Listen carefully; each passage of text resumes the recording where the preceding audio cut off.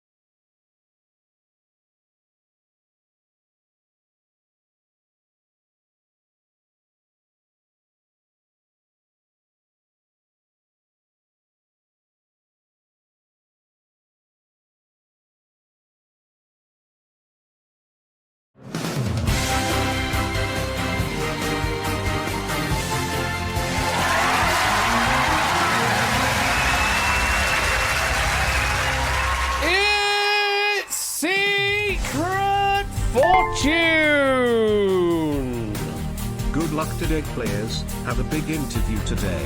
Please give me your good energy. Wishing you the best of luck with your interview, JB. Thank you for the 100 bits, and I hope it does all go well for you, good sir. And welcome to everybody here on this wonderful Friday night for Secret Fortune. Yes, we are unloading the toaster rack of riches once again to hopefully give away up to 100,000 newts for those lucky enough to hold on to the big values in the game tonight. We have a pack written by Mr. Pop Ramen Comedy. Thank you very much for this pack, Pop. It has been proofed by Inca, and I have been given a note to say that the pack is maybe a bit US skewed, and possibly also a bit internet slash highly being on the internet and mimetic in that kind of nature. So just bear that in mind if you want to play the Hot Seat Edition tonight, because it will probably be a bit on that skewy side of things, but still a load of fun nonetheless. The Hot Seat will take 2 players. We play as a duo and hopefully do well as a duo. But of course, there is also a audience play along alongside if you just want to play individually on your own. Preferably through Hackbox, because that's the easiest way to play this game. Just go to hackbox.ca and then you'll need to enter in a room code, which is tonight FMDL. That is tonight's room code, FMDL, whether you want to play the Hot Seat Edition or the Audience Edition. By joining, by default, you are in for the Hot Seat game. If you do not want to be in the Hot Seat game, which will require you to be able to join in with me on Discord, by the way, that's an extra requirement for the Hot Seat game, is to be able to join me in Discord and talk to me, actually speak to me in voice, along with a pair. If that doesn't meet your criteria, if you're not feeling comfortable with doing that, or you just want to take a bit of a back seat tonight, absolutely fine. Just say the word exclude if you're doing so in Twitch chat, or if you're using the Hackbox system, just click the exclude button, and that should take you out of the normal Hot Seat selection process, but will still allow you to play the audience play-along game instead. It's very simple. If you've never seen Secret Fortune before, it is a fairly simple game. It's Deal or No Deal meets Quiz. We start out with 24 different values, each with a number 1 through 24, and we assign those values based on multiple choice questions, or multiple choice answers in questions, of which the answers are somewhat valued, and they value relative to each other. So we put the bigger values in one particular answer and the smaller values in another particular answer. You need to keep a hold of the big values and bin the lower values. That is the entire objective of this game. As I say, deal or no deal, but we add quiz to it so that you actually are rewarded with knowledge in this game. But even if you go for blind luck, you can still win big on Secret Fortune this evening. And thank you once again to Me Avery with the raid, and I hope you're all doing well out there, raiders. Thank you very much for hopping on over to this side of the internet. I think it was Jake who's the one to make the suggestion to hop on over this side. Thank you very much for that suggestion, Jake, and hope Avery and friends are all having a fun time here, and you're more than welcome to join the quiz tonight. We've got this, and we've also got some 1 vs 100 later on this evening as well. Wait, nope, not tonight, Ash. What are you trying to do manifesting here, Pozzodan? You've already done enough manifesting around here. Appreciate the 100 bits, and also Matt's trying to do some manifesting of whom's? Dalton and Charlemagne. Interesting pairing. Well, we'll see how that shakes out. And of course, oh hey, thank you for the reminder, oh hey. You have the golden ticket to take the 1 seat in 1 vs 100 later. You'll have to remind me again when we actually get to 1 vs 100, because I will forget. But thank you for at least reminding me at the front of the stream that you do indeed have a golden ticket to take that slot when we get there later on this evening. Write it down. I don't have traditional pen and paper on hand. I suppose I've got a Sublime edit. I think I could do that, but yeah, just remind me later. It's simpler that way. I don't have to deal with it. Oh no, Hayes now been mulling over whether to do US or Dutch rules of 1 vs 100. Well, You can make that decision later on and start pondering while we play tonight's game of Secret Fortune. I need to find the Google Sheet, actually, so that I can read all the extra information off of it. Oh, apparently I'm logged out. Yay! Oh, that means I need to put in my I've got to put in my master password for my password manager of choice, which I'm not going to say, obviously, because then that's an attack vector if I said anything. Let me find the two-factor for that. So yes, I have two-factor for the master password, and then I have a two-factor on everything else, even under that. So I'm kind of like, I know it's not, but it's feels three-factory. But it's not. It's still the same, technically two factors, still the same two, just generates different numbers. Security, web security is a weird thing. Pop will argue that your level of terminal onlineness doesn't help with the quiz, but it'll help with you appreciate the humour of some of the questions. Okay, that's potentially fair. That is potentially fair, Pop. Well, at least, yeah, it'll give you maybe some extra ha-has. Scoring big money by formulating questions one word at a time. The team that can answer 10 questions in the fastest time can go to the gold run to win a silver monkey. I think you're still mixing your metaphors at Sportsy, but hey, keep doing that and you'll get a brand new game show idea that's actually got legs, and you should go and talk to an actual game show exec about it. There'll definitely be a combination in there that works. 100 bits, thank you very much for that, and also the 100 bits from Matt. Any more factors and it'll end up as Krypton. The Krypton factor. Dun, dun, dun, dun. Oh, I love the Krypton factor. Not the remake version with Ben. No, the OG version. Definitely the OG version. Much better version. If you want to exclude Oak, I think you need to say the word. Did you join? If you've joined in on Hackbox, you need to click the button. If you joined in on Twitch chat, you'll probably need to say the word exclude as a whisper. Not entirely sure why it hasn't actually excluded you, unless you are on one of the lucky people that are on the previous exclude list. That might be the case.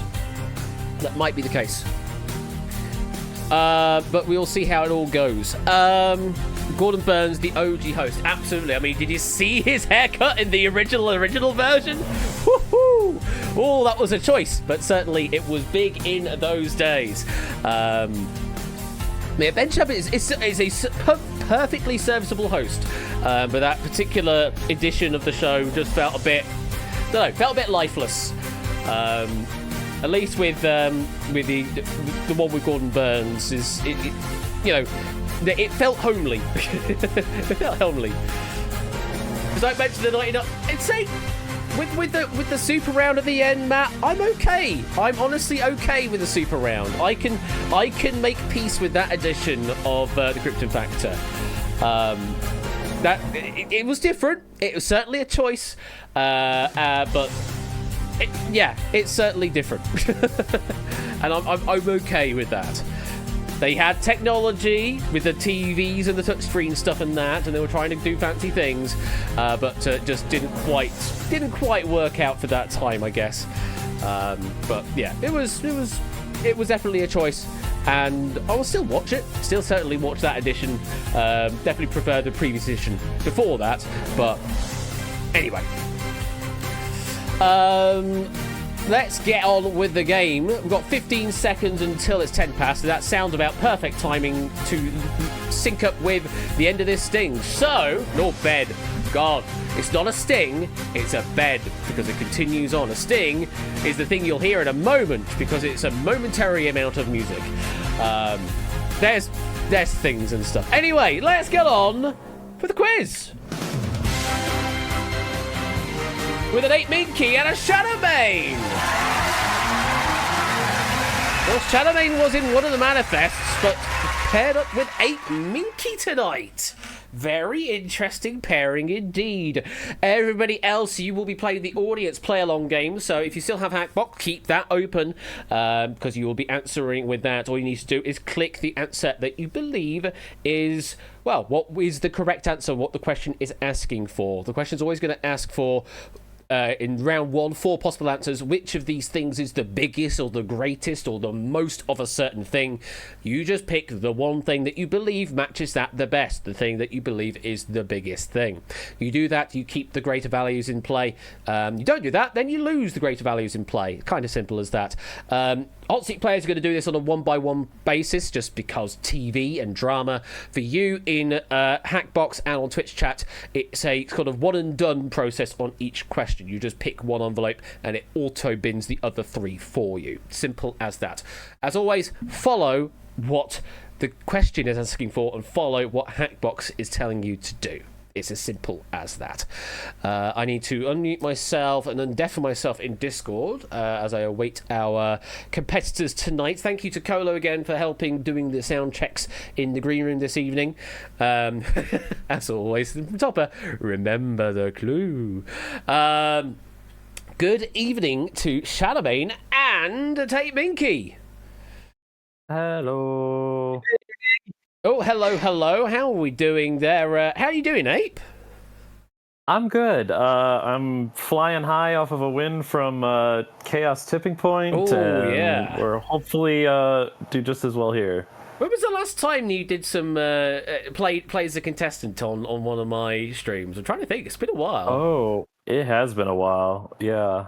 I think maybe that one with the keyboard. I can't remember it. Oh, what it's all called. clued up, yeah. All clued up. Right. Oh, yeah. Okay. Well, this is going to be very interesting. We'll see how you do tonight on Secret Fortune. Do you have a target in mind? Anything on the right side of the board if it's one of these packs. What are you saying about our wonderful friend Pop Ramen Comedy? Pop Ramen, he has his hits, but I know sometimes we just I question like, what in the world is this even asking? Now, granted that I have done the same thing on numerous occasions too, but I think we'll do fine as a team. I think what I need to, based on what I'm hearing right now, because I have a feeling you've got a Secret Fortune pack to write in the upcoming months as well, haven't you? Oh yeah. So I might pull rank on this one and see if I can get Pop to play your pack, if I can remember to do that. Ooh, yeah. So a bit of give and take on that. But obviously, if all the stars align, if Pop is available to do that and that kind of thing. But it's an interesting suggestion. Well, wish you the best of luck here, Ape, and alongside you to help along the way, we've got Shadowbane as well. Good evening. How you doing, Shadow? Good evening. I don't know if you can hear it, but I can hear a bit of doubling on my end. Bit of doubling? Like, oh, you know what that might be? My voice kind of like feedback. No, I know what that'll be. It's because the screen share when I'm doing a window, doing the desktop. No, it's turned off tonight. By default, Discord has also share system audio, which is the problem JB raised me about a couple of weeks ago, but it's not the case tonight. So I don't believe that there's going to be any doubling of audio, but we'll see how it all goes. How are you finding your new headset anyway?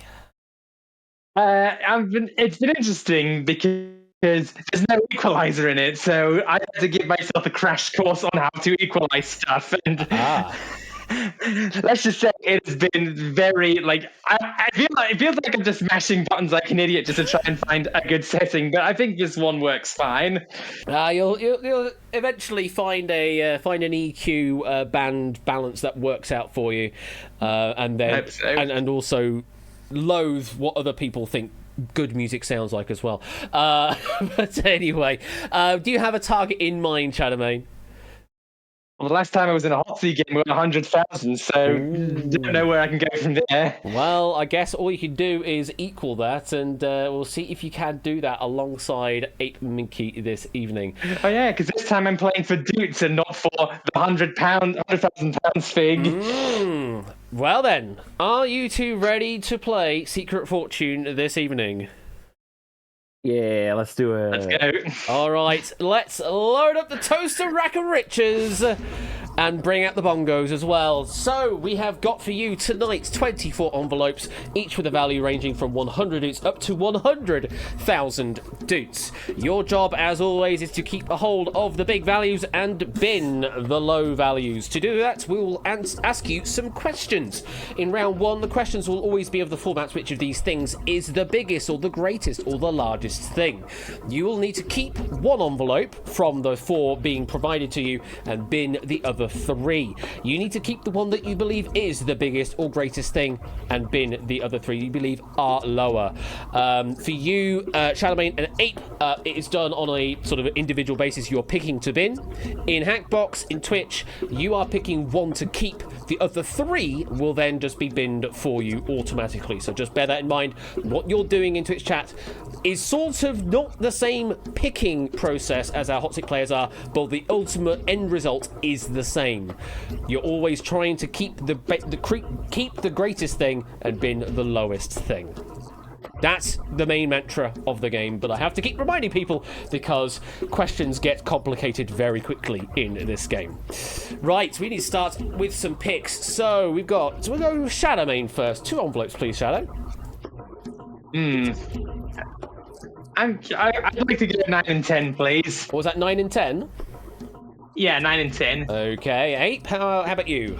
Let's go for 16 and 17. 16 and 17. We get a Tetromino thing. Yeah, here we go. Yeah. Load that one up. And for your first question, take a look at this. Which of these vague allusions to Pixar films is the greatest quantity? By the way, you don't necessarily need to worry about the films themselves. They're just funny ha-ha for making the question answers look quite nice. NFL games with a final score of 23-19, cars in NASCAR playoffs, seasons of the original That's Incredible, US, and times Rick Astley says he won't give you up. Pixar films there being 23-19, Cars, Incredibles, and Up. Tenuous, I know. So, a reminder, we've assigned the envelope such that the envelope with the greatest value is assigned to the vague allusion to a Pixar film that is the greatest quantity. That is what you need to pick to keep, and you're binning the other 3. And yes, 2319 is a Monsters, Inc. reference, code for a white sock. There you go. I was wondering what that was. Any ideas of what these quantities are, though? Well, I think Abe's going to have to do most of the heavy lifting for these answers because UK boy here. Yeah. So I guess I would imagine that Incredible and Rick Astley are relatively low numbers, given that. Well, if it's give you up, then it's just we're looking at the first line of the chorus. It's like twice, and then it's never gonna give you up. Are we counting that? Oh yeah. Well, yeah. I suppose that possibly could count. But I'm thinking like it's a show I've never heard of before, so it can't be more than a few seasons. But yeah, it doesn't sound very popular or because famous. Rick Astley's in the chorus as well. I feel that's got to be a little lower too. I think I would probably bin That's Incredible. You want to get rid of the Incredibles? That would be my first bin choice. Yeah. All right, then you have to go with that. Incredibles, number 9, we're getting rid of that? Yeah, bin 9. Yeah, let's go get rid of the Incredibles. Okay, seasons of the original. That's incredible! US. Yeah, Jake saying, Incredible US was a great Pixar movie. So, number 9 is the first one to go. Now, let's find out. Your secret fortune tonight will not be... It's a good start. 4,000 doots over on the left-hand side. There we go. Nice, good start. Now, let's rinse and repeat. 2 more to bin on this question. Where next? I think from what I understand in NASCAR, there are lots of cars in NASCAR, but playoffs... Oh, how many compete in the playoffs? What are they playing off towards, though? Is it like a final because it's like a race? racing game. It's not like you're competing. I mean, you technically are, but not in a one-to-one scenario. I would think that the give you up has got to be less than a number of cars in a race, though. I right? would be very inclined to agree with you, Ape. And I think we're ready to get rid of give you up, if that's all right, Ash, if Yeah. you're okay. Bin 10. I don't care what you select, so long as you agree. Go for envelope 10, yes? Yeah, up is going down. Up is going down. Okay. Times Rick Astley says that he would not give you up.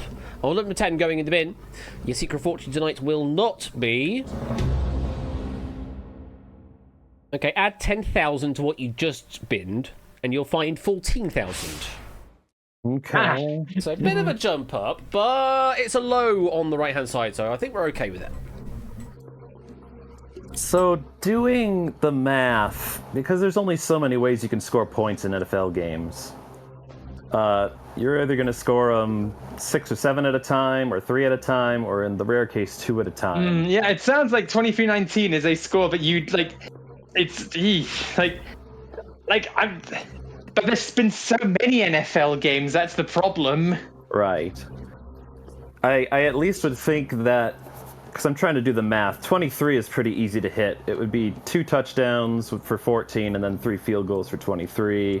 19 would be a 7 and 4 threes. So that's relatively easy to do.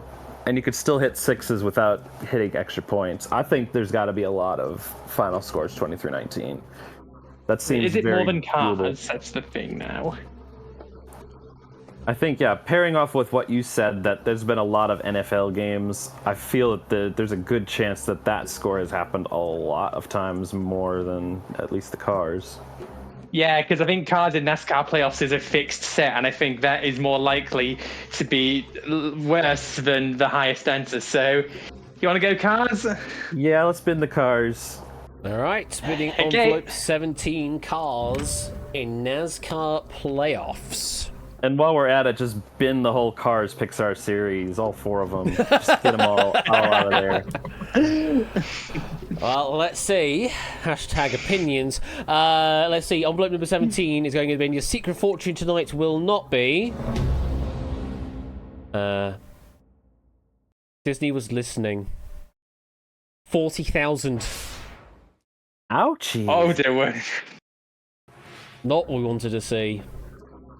That's quite the range. 400 or 400,000. So... You've taken out all the values that contained a 4. Nice. Yeah. You've literally done that. You've got rid of every single digit 4 from the Because we made a selection. tetramino. It's such a curse of tetramino there. Absolutely, you did a tetromino. You get rid of the 4s. It's simple as that. So that leaves us with envelope number 16. Now, there's only 3 envelopes greater than 40,000. Doesn't give us the best of odds then that we've done the best answer here, but let's find out. Computer, what's the correct answer?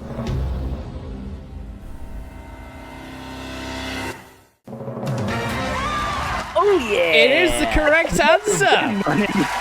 Which does mean that's a minimum 50k in envelope number 16, so you might want to keep an eye on that. It's 4 squared. Yeah, 16 is indeed 4 squared, as G. Isons alluded to in chat. So clearly, we've got the numerology on the mind tonight. Oh my god, 23 minus 19 is 4. This is turning into a Jim Carrey film. We find all the 4s, find all the 4s, burn the witch. There's 4 people in live studio as well.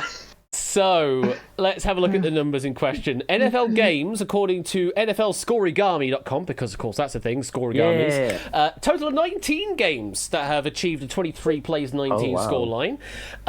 Then it was cars in the NASCAR playoffs. There are a total of 16 in those races. It's sort of like a tournament system where the winners / whoever at the front of that then goes on to the main proper NASCAR finals or whatever, known as the chase for the Nextel / Sprint Cup. There you go. Most players in the audience went with that, which is the second best, and that's still 40,000, so it's still a good amount to keep through into the next round, but not the biggest one on offer. Then it was times Rick Astley says he won't give you up. That was a total of 6 times. And then the one to avoid that everybody avoided, which is good to see, seasons of the original That's Incredible US, just 5 seasons of that. Those are all the avatars of all the people that have selected particular answers. And we've already alluded to the fact that envelope number 16 is one of the top 3 values. It could be 50k, 75k, or 100k. And it could be your secret fortune. Well, what a start! Knowing for a fact you got a big value through to the next round, you can chill for a little bit. Or maybe put on the pressure a bit further. Keep going. Maybe do some more action. I don't know. Foreplay. There you go. That was the pun I was going for. Next question coming up. We'll go 8 to pick first this time. Let's go 2 and 8. Going for 2 and 8. Okay, interesting selection. Shadowmane. I get thoughts out of my head, so I'll take 4 and 14. 4 and 4. Oh, okay, we're not going with the Tetris shapes anymore, but we are going for the 4s. It's Pong now. Oh, we're going for Pong instead. Okay, fair enough. Okay, question number 2 is this.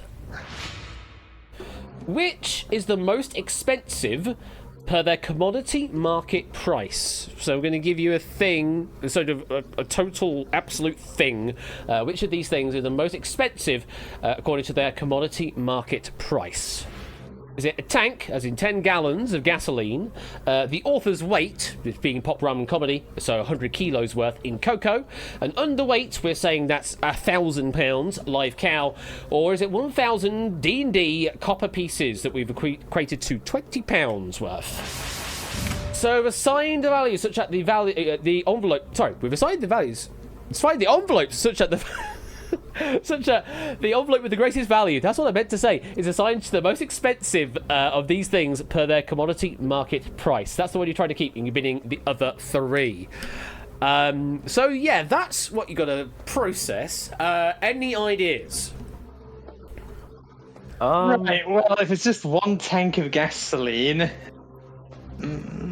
Gas here is like $3 a gallon, so $30. I don't know what that is in pounds. It's probably going to be somewhere like the 17, 20. I don't know how much prices for gas is.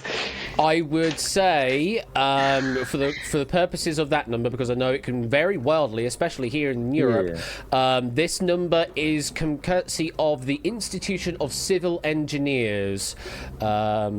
Not entirely certain exactly where that's going with it, but yeah, the ICE is the source for this particular number for 10 gallons. Again, I'm presuming that's US gallons here rather than UK gallons, because that's a slightly different measure as well. So I'm going to assume US 10 gallons of gasoline at a fair market price of US valuation. Okay. So $30, or let's say I think 20 maybe. Okay, British pounds. Commodity market, says Pop, so it's a commodity value, not necessarily what you get over the counter, as it were. Right. Okay. I see.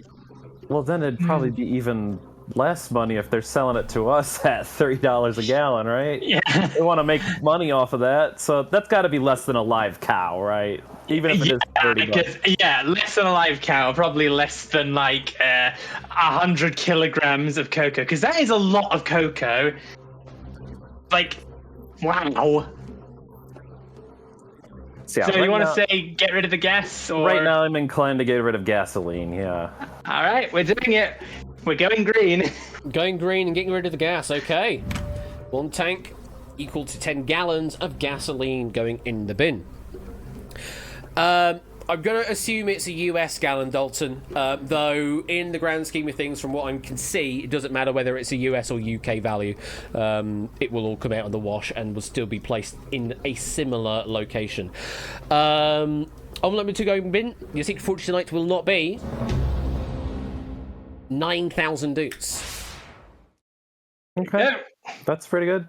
It's not bad value at all to get rid of. 2 more to go. Right. I don't know what D&D copper pieces usually go for, so... Well, if it's pure copper, I think that's also still relatively inexpensive. Because it's like, yeah, it's... Because copper isn't exactly a rarity. 1,000 pieces of it and 20. Ooh. I don't know. The copper is really I really think it might be copper that might be next. Okay, to bin, you saying? Yeah, next to bin, because I can't value copper and it's 1,000 because I don't play D&D. That's the thing. I am not a D&D player. All right. Yeah, let's go for it then. Yeah, let's bin 8. Okay. Number 8. 1,000 Dungeons and Dragons copper pieces, equivalent to £20 worth of copper, from the sounds of things. Let's see. Your secret fortune tonight will not be double what you just binned, and you'll have 18,000. Okay. I think it's a similar sort of progression going on here. One from the left, a low right. I'm hoping we're not going to be doing another big right, but we'll see. One more to bin. All right, 100 kilograms of cocoa. I'd like cows have to be because they're livestock. There's so much you can get from a cow. That's the thing. Milk, meat, fur. Oh, I'm trying to picture up what makes a cow valuable as opposed to 100 kilograms of cocoa. What do you think, Kate? I'm still confused as to if there's a game show for cows, The Price is Right for cows. I don't know how you would price a cow. Let's make a deal. Come on. Oh, let's make a deal. Sure, there you go. Oh yeah. Right. I'm trying to think what has better, because 100 kilograms of cocoa is a lot of cocoa. That it is, yeah. Would a cow be less expensive than cocoa? Is what I'm thinking of. So I guess let's break it down. 1 kilogram of cocoa. That's still a lot of cocoa. If you were to make Oh, for goodness sake, Lingo. chocolate bars out of it, Goodness sake, and then Lingo. multiplied by 100, I feel that's got to be a lot of money. Yeah, because it's. So. We need to pick an envelope to bin. I'm in favor of slaughtering the cow. How about you, Shadow Man? I'm feeling like steaks tonight. Let's get rid of the cow. Binning the cow? Yeah, let's get rid of that cow. Okay. Just catching up with chat here. There's some really good stuff in here. Especially Lingo's message saying, George Gray wants to show you a brand new cow! Oh man, that's so good. And yeah, a Riff saying, how many years experience does the cow have? Is it familiar with Microsoft Office? No, it's the juggling cow for Britain's Got Talent. We brought this up earlier on the Tom Scott citation needed video. Go and look it up. Right, we're going to bin the live cow. The live cow. Let's see. Your secret fortune tonight will not be...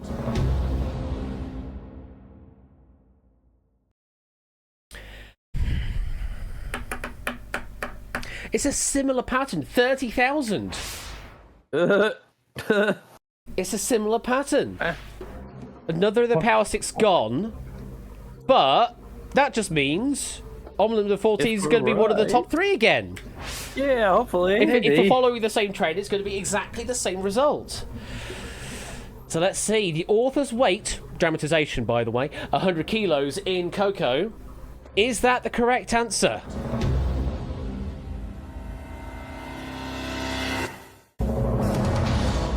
No, it was the live cow. The live cow was the most valued at commodity market price. Going to hide the information away for you. Everybody else are going to see a little bit of information and the valuations therein. Of course, it was envelope 4. Now, what do you now what do you think about the live cow, relatively speaking, with the rest? I would have to imagine it's somewhere or should I close say to the 30K cocoa? we Or should I just say the lost. cocoa? That's the one you actually kept, isn't it? Right. Yeah. Where do you think? Yeah. Where do you think the cocoa sits? It's 100 kilograms of cocoa. That has got to be worth a lot of money somewhere. Because again, it's the author's weight in cocoa, which is again a lot and a lot of I don't know how much more I can say a lot before it gets the point across. Well, envelope number 14, whatever it contains, could be your secret fortune. And let's bring the screen share back. There it is. And let's continue on. So they're not scaled up, Rodage. No, they are just in sequential order. So that in the relative order that the answers are, the envelope values go the same way. Okay. Next question, question number 3. Shadow, 2 envelopes, please. I'm going to tidy up this board somewhat. I'm going to say 3 and 15. 3 and 15, okay. 8. I'm trying to figure out how to mess it up the most. 12 and 19. The yin and the yang here. We've got the perfect pairing on this one. Question number 3. Take a look at this.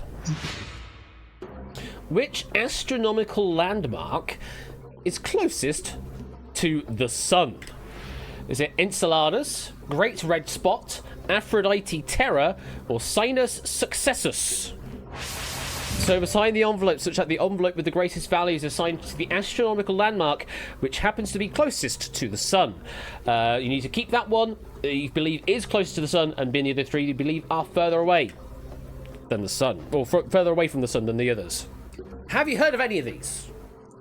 Yeah, I've heard of one of these, the Great Red Spot. Yeah. That is the thing, the big canker sore on Jupiter, isn't it? Yeah, it's like a storm system or something, yeah. Yeah, so we can nail that down. The other 3, I must admit, are new to me, and I am a space nut. Are you a mythology nut? Yes, I am. Okay, what is the counterpart of Aphrodite then? Well, Aphrodite was a love goddess, I believe she was. So, Cupid was Rome, unless it was... Oh, you've lost I always connection get, with like, Xbox, okay. I always get, like, because I know Aphrodite is the Greek goddess of love, but I always confuse the Roman one, Cupid, or whatever the other one is called. Right, what I'm questioning is Aphrodite the same as Venus? Because that would give us Venus? help. Was Venus a love goddess? I honestly don't remember. They all mix up to me. Other than that, I have no clue about the other 2. Well, if we manage to nail down if we manage to nail down Jupiter and Venus, we can get rid of one of them. So that leaves the Great Red Spot. So, Jupiter is already far enough away from the sun. I think it's probably safe to just start with Great Red Spot and see where that lands us. Yep, let's get out of here, Great Red Spot. Great Red Spot, okay. We will bin that. Just one moment while I try and sort out what's going on with Hackbox, because stuff happened apparently and people cannot submit an answer. So let me try...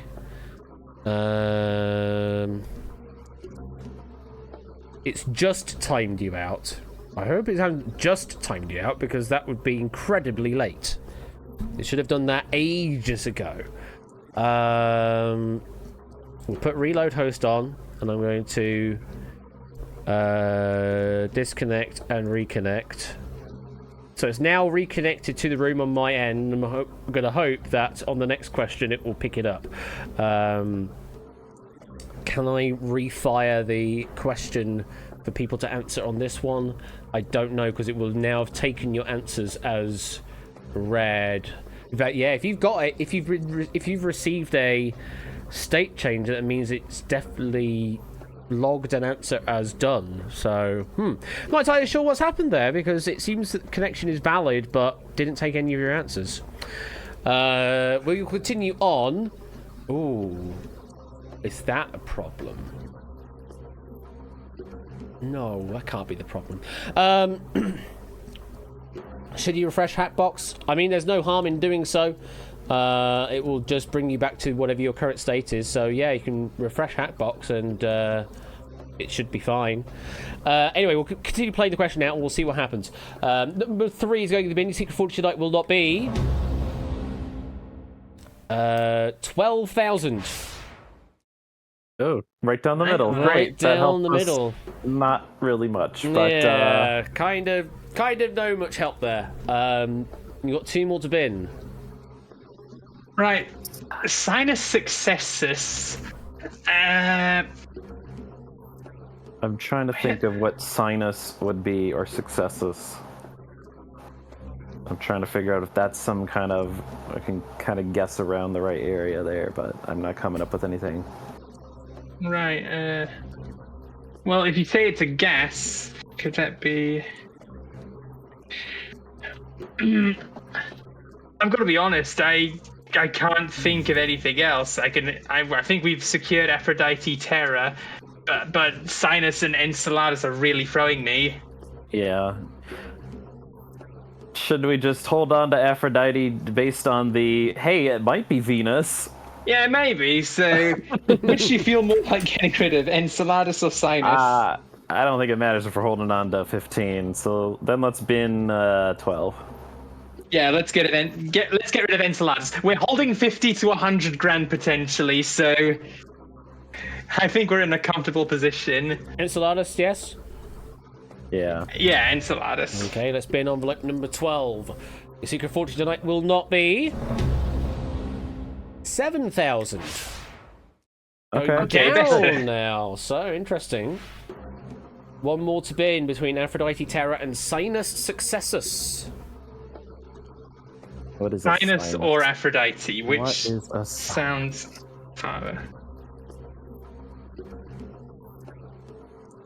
I can't think of what sinus would be. Successus. Well, it's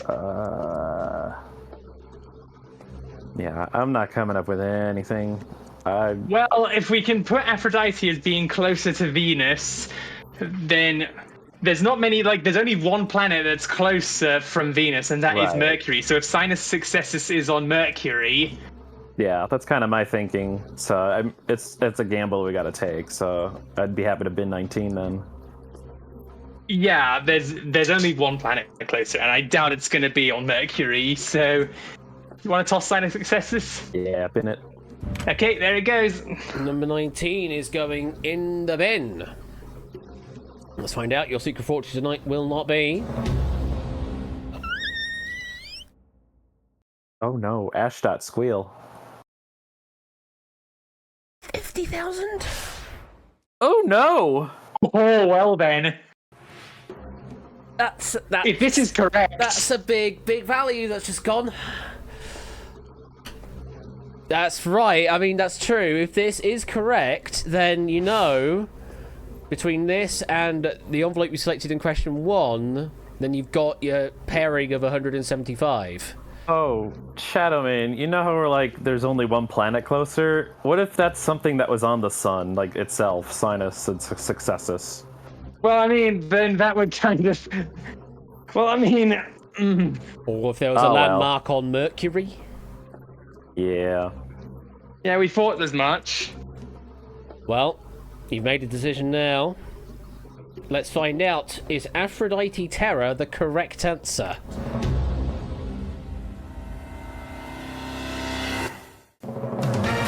Well then! Big money tonight. Well then! Aphrodite Terra, you are absolutely right to say, was on Venus. It is the southern continent of Venus, in fact. The others that we got here on the board, interesting, there are some different answers that came through, so not everybody got blocked out for some reason. We've also got... let's have a look. We look at next up. Sinus Successus is on the moon of Earth. It translates to the Bay of Success. And then you got the great red spot. Absolutely right, Jupiter. And then Enceladus. It's the moon of Saturn, the 6th largest moon of Saturn, one would say. So Aphrodite Terra was the correct answer. Nobody locked that in the audience, but we have an interesting almost 50-50 split between Enceladus and Sinus Successus on those that somehow locked an answer in. And those were that'll be why only 5 players were able to lock an answer in, and the others were then automatically locked in on the worst possible answer. I do apologise. I don't know why it's done that. How some people managed to answer and others didn't, and you all managed to get a state message back saying that you locked in the least value. That's very strange. Not entirely sure what's going on, but we'll see how the next question plays out, and if it doesn't work, then I don't know, because this game has been fine for a long while. Either way, we now know for you, with envelope number 16 and envelope number 15, that you've got between those the 100,000 and the 75,000. Oh. And one of those two could be your secret fortune. Oh no. What in heaven? So, here are the envelope selections for our audience players. Lots of 12s being assigned there on question number 3. But we'll see how this plays out for the next question, because I haven't seen any errors come through with regards to issues in that. But we'll see how it all plays out. Yeah, I'm hoping that it all reconnects for question number 4. That's all I can hope for you, I'm afraid, folks. Let's continue on to question number 4. Yeah, it's not the end of the world, but it was one of the big 2 that you could have claimed at the end of that question, which is a bit of an issue. They should be able to whisper as a backup score. Yes, if for some reason it doesn't take it on Hackbox, you can whisper. That is a thing you can do. That's the only thing I can suggest, I suppose. Anyway, moving on to question number 4. Ape, can you pick 2 for me, please? Yeah, this looks like a snake and I'm scared, so let's cut off its head. 11 and 18. 11 and... Oh, right, you definitely just go for the jugular. If there's a jugular on a snake, I don't know. And Shadowmane. Let's go for 5 and 6 next. Just rip the head off entirely then. Yeah. You whispered as a Hackbox player, didn't take it. Okay. I will keep an eye out in my logs to see if anything comes through. And put the debugging mode on full, in fact, so that I can try and see some stuff come through on Hackbox if for some reason it does work. Okay, question number 4 is this. According to Forbes' 2020 ranking, who was the highest paid celebrity? Paul McCartney, Simon Cowell, Elton John, or Ed Sheeran? I'm seeing some things come through now. So the envelopes have been assigned, such that the envelope with the greatest value is assigned to the celebrity who was highest paid according to Forbes' 2020 ranking. That's the one you're trying to keep. You're going to bin the other 3. For some reason, that one worked fine. I mean, I did do a disconnect reconnect, so I guess that was the issue. But why did it just disconnect without telling me? Or why did it not reconnect? Anyway, we will continue on. Any thoughts on this question? Well, I'm happy this question's now after we've locked in the 100k. So... Well, I know one that I would eliminate right off the bat. Now, Who would you go with, Ape? Given that this was 2020 and lockdown prevented music from flourishing, on the board here we have 3 talented musician performers and Simon Cowell. So I know he's strictly like a TV personality, which could mean that his contracts are worth more, but I also don't think that he would pale in comparison to those other 3 names. I mean, sorry, I'm just trying to picture Simon Cowell as a singer. Other than, of course, the Shrek 2 thing you probably saw far, far away. Pull your trousers up to your waist, folks! Oh. But yeah, you happy to get rid of Simon? Yeah, let's kill the cow again. Kill the cow again. Killing the cow a second time. Oh, goodness me. There's so much animal carnage this episode. There really Sorry. is, yeah. From an ape and a mystical horse. We might be shearing a sheep as well later on. We'll see. Simon Cowell is going in the bin. Your secret fortune tonight will not be. Oh, hey, left-hand side. Good to see you once in a while. 2,000. Hey. There we go. Now, more to go on the left-hand side would be lovely. Yeah. Next to pick. Okay. Between these 3... Go on. Still thinking it's lockdown, and who was most active during then? I feel that Elton John, a lot of his songs Like, I'm thinking Cold Heart came out around then. Yeah, because Like, he was still making music. He only recently Yeah. retired last year or so with Like- that goodbye tour he did. He did a lot in lockdown, I feel. Just like he's kind of having another flourish of his career. So I would hold on to him and probably get rid of Between McCartney. Sheeran and Cartney, then. Ed Sheeran is still like a hot name too. So if it were me, I would get rid of Paul. All right, Paul. I'm sorry to have to do this to you, but Paul is a dead man, been 11. yeah.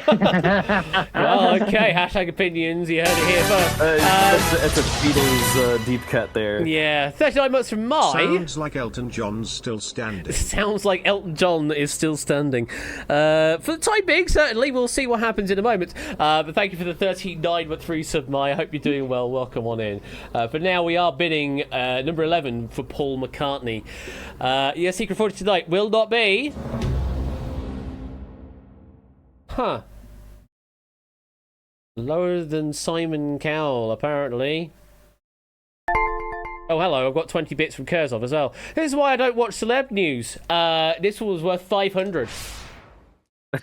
Oh, no. Well, then. You're going down, down, down at the moment.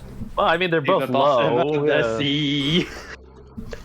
There's only one lower than 500, and it's the 100. Right. Do you have any feelings about either of these two, Shadow? Well, they were both pretty popular during the lockdown days. It's just a case of who was more popular, and it's Well, they had that I would Christmas song say together that- as well, didn't they? Oh, no. I'm inclined to say that Sheeran was potentially more active than Elton John, though. Take that with a grain of salt because I don't keep track of Forbes. Yeah. So you're saying keep Ed? Yeah, potentially keep Ed. Yeah, but it's down to you, AP, I think. I'm happy to keep Ed. Let's bin Elton John, number 6. Elton John is You're not no standing anymore, longer Elton. standing. Yes, indeed. So, envelope number 6 going in the bin. Your secret fortune tonight will not be... It's another left-hand sider. 10,000. Okay. It's the biggest of the left-hand side, but it's still left-hand side. This has been very good for you to get rid of some left-hand values. Leaves you with Ed Sheeran on number 5. Now let's find out. Is Ed Sheeran the correct answer?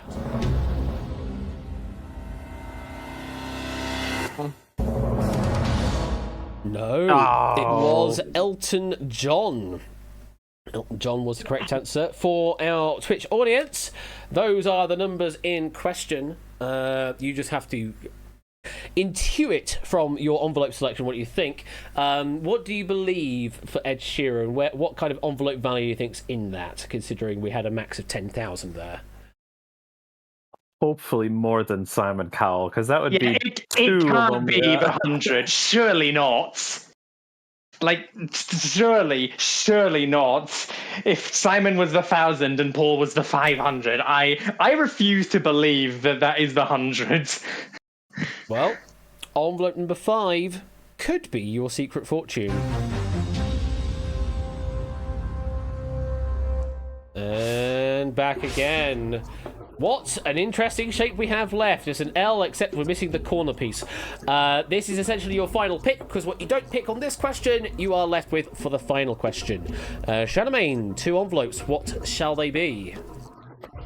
23 and 24, please, Ash. 23 and 24, the bottom 2. Okay, 8. Let's do 21 and 22. 21 and 22. The bottom 4 then.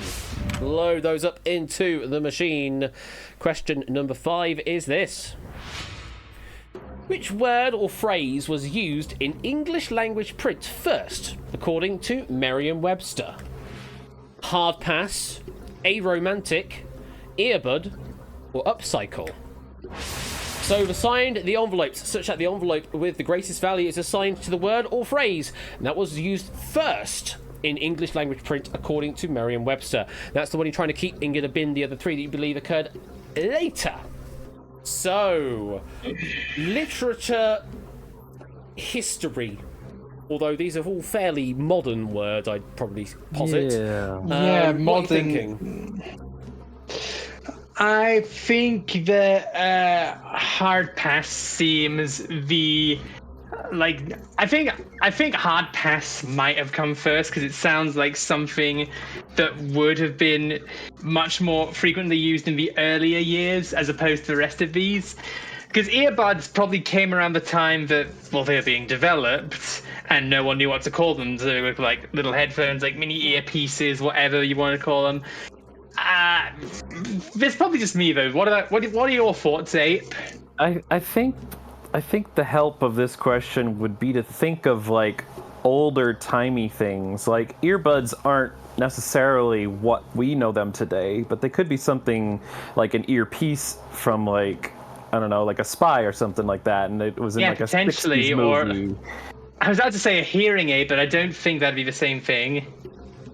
So, like, of all these answers, I think the one that I would least predict that it would be from the past would be upcycle. I could reasonably see any of the other three being some older term for because I must admit else. I don't know what an upcycle is. So, you want to get rid of upcycle? Yeah, let's bin what number 22. Okay. All right, no more upcycle. We're binning the upcycle. Interesting. Well, I can say, just from looking at the source material I have here, using the same year, or first used in the same year as upcycle, was the word shoujo, and also the word spyware, interestingly. Oh. Those are two that I've just Okay, I feel randomly better about picked out that. here. Let's have a look at envelope number 22. Your secret fortune tonight will not be... Doesn't give me much confidence. Okay, we had too much fun over on the left-hand side. We had to go back to the right. 16,000. Oh. Okay, I can work with that. We're dodging the top values. I mean, we already know the top two are secured, but we would like to have a bit of a cushion, is what I would say. Yeah. Two more to bid.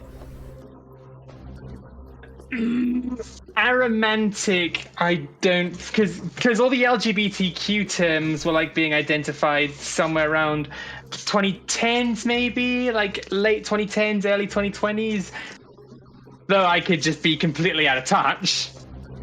I feel you're right. Like that's definitely a more recent term in the sense that we know it, like in like culture.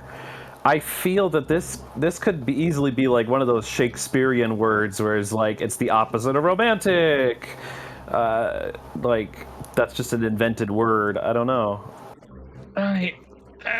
What have we been in? Well, in that case, I don't. Are we going for it? I want to keep a romantic personally. So between hard pass or earbud, then. I would lean towards earbud then. All right, so we're tossing earbud. Earbud? Yeah. Despite the fact that there ain't no rule that says a dog can't play basketball. So we're going to bid envelope 24, earbud. That's going in the bin. Used in the same year as earbud are the words bicurious Ooh. and yuppify. Interesting words there. Yuppify. So, on number 24 going in the bin, your secret fortune tonight will not be... You know what I said about that buffer zone? Oh, no, wait, that's Quarantine the Game Show. But certainly that buffer area that we would like to keep. Yeah, unfortunately, you are removing some of that. 20,000 doots. Uh-oh. Oh, Jesus. We're left with two left in that buffer area. Buffer concern. Right.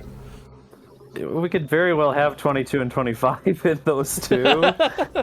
It's possible. It is indeed possible. One more to bin between hard pass and aromantic. Right. What do you think, Abe? Because I don't know anymore between hard pass or aromantic. So, what I'm gathering right now is that the two that we've eliminated have been high values, and they've all been relatively I guess, farther away. Yikes. I feel aromantic and bicurious have got to be close together. I almost but how want to close? keep that. Well, you can't keep both. Okay. Which one would you like to bin? Let's keep hard and bin aromantic. All right, aromantic. We're dropping you in favor of add. Aromantic going in the bin. Okay, let's have a look at some information about words that were used, or first used in the same year as aromantic was. FOMO, that was first used in this year. Sapiosexual, also used in the same year. And speedrun. The first use of the word speedrun, according to Merriam-Webster, was in this same year as aromantic was. Interesting. So, envelope number 23 is going in the bin. The secret fortune tonight will not be. Okay, so you don't have all of them in that buffer concern. This one is on the left-hand side. 8,000. Okay. Okay, then. So that leaves us with the hard pass on envelope number 21. Let me have a look at the information for this particular word.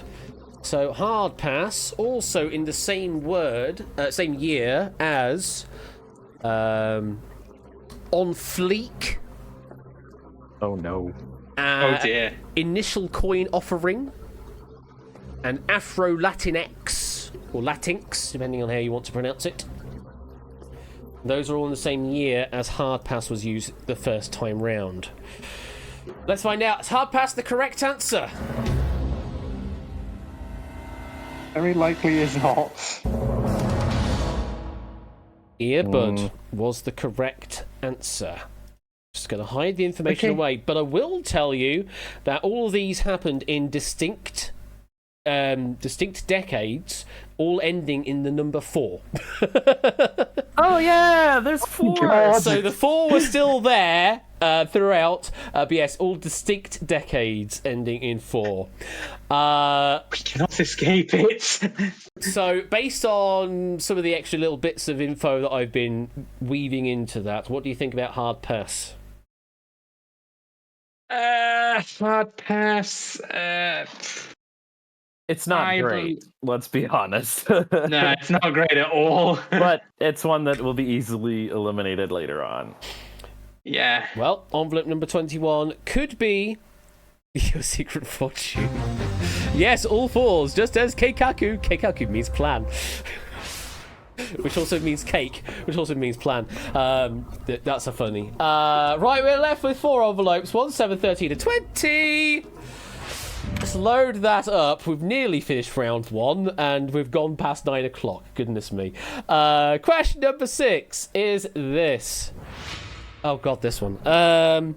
Whose red balls were the UK exposed to first?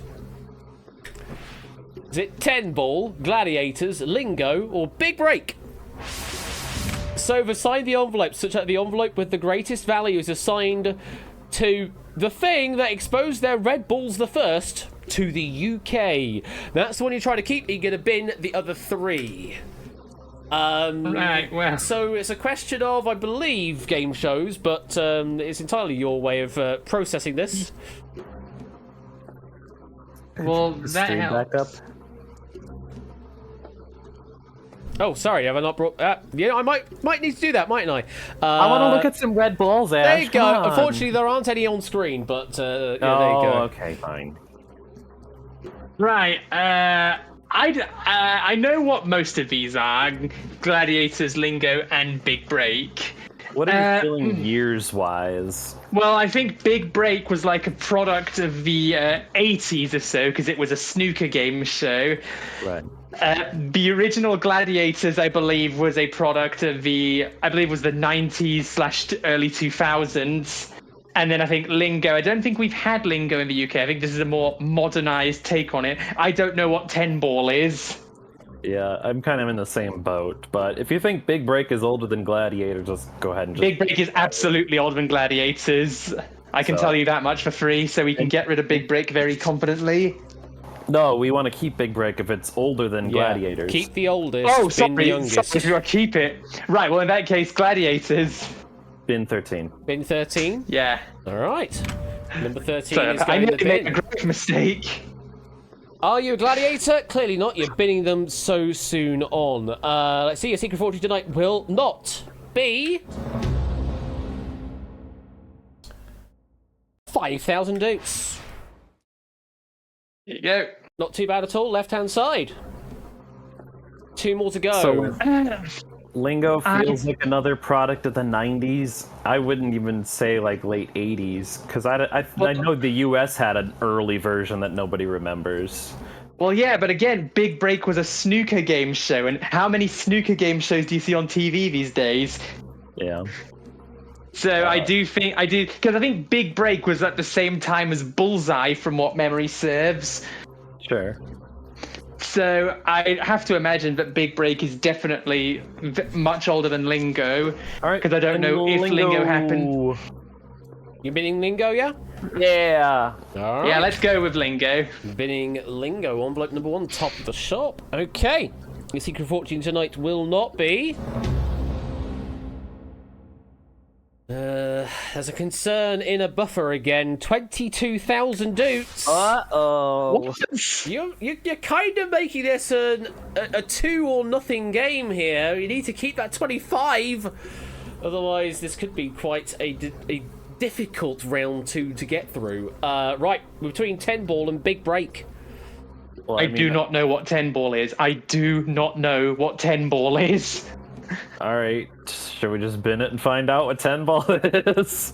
We have 75 and 100 grand, so Yeah, I think... let's just... Yeah, Big Break is definitely very old. And I don't know what 10 ball is. Binning 10 ball? Spin 10 ball. Yeah. Yeah, let's just do it and hang the consequences later. So what's interesting is you've left the 2 purely ball sports left up here. Big Break, yes, indeed, a snooker game show. 10 ball was a hybrid snooker/pool tournament. It only was broadcast for 1 series in 1995. So yeah, both of these Before were after the ball 80s, I sports. think we're good. And I did also just give you the year of 1995 there. So let's find out. We'll Your secret pretend we fortune- didn't hear Your it. secret fortune tonight will not be... Well... 100 dukes! Hey! So you would have known by that fact that it would have been the youngest of the lot anyway. So that leaves us with Big Break. That we are hoping is going to be that 25,000, in which case then it is the best of this selection. Big Break. Are you the correct answer?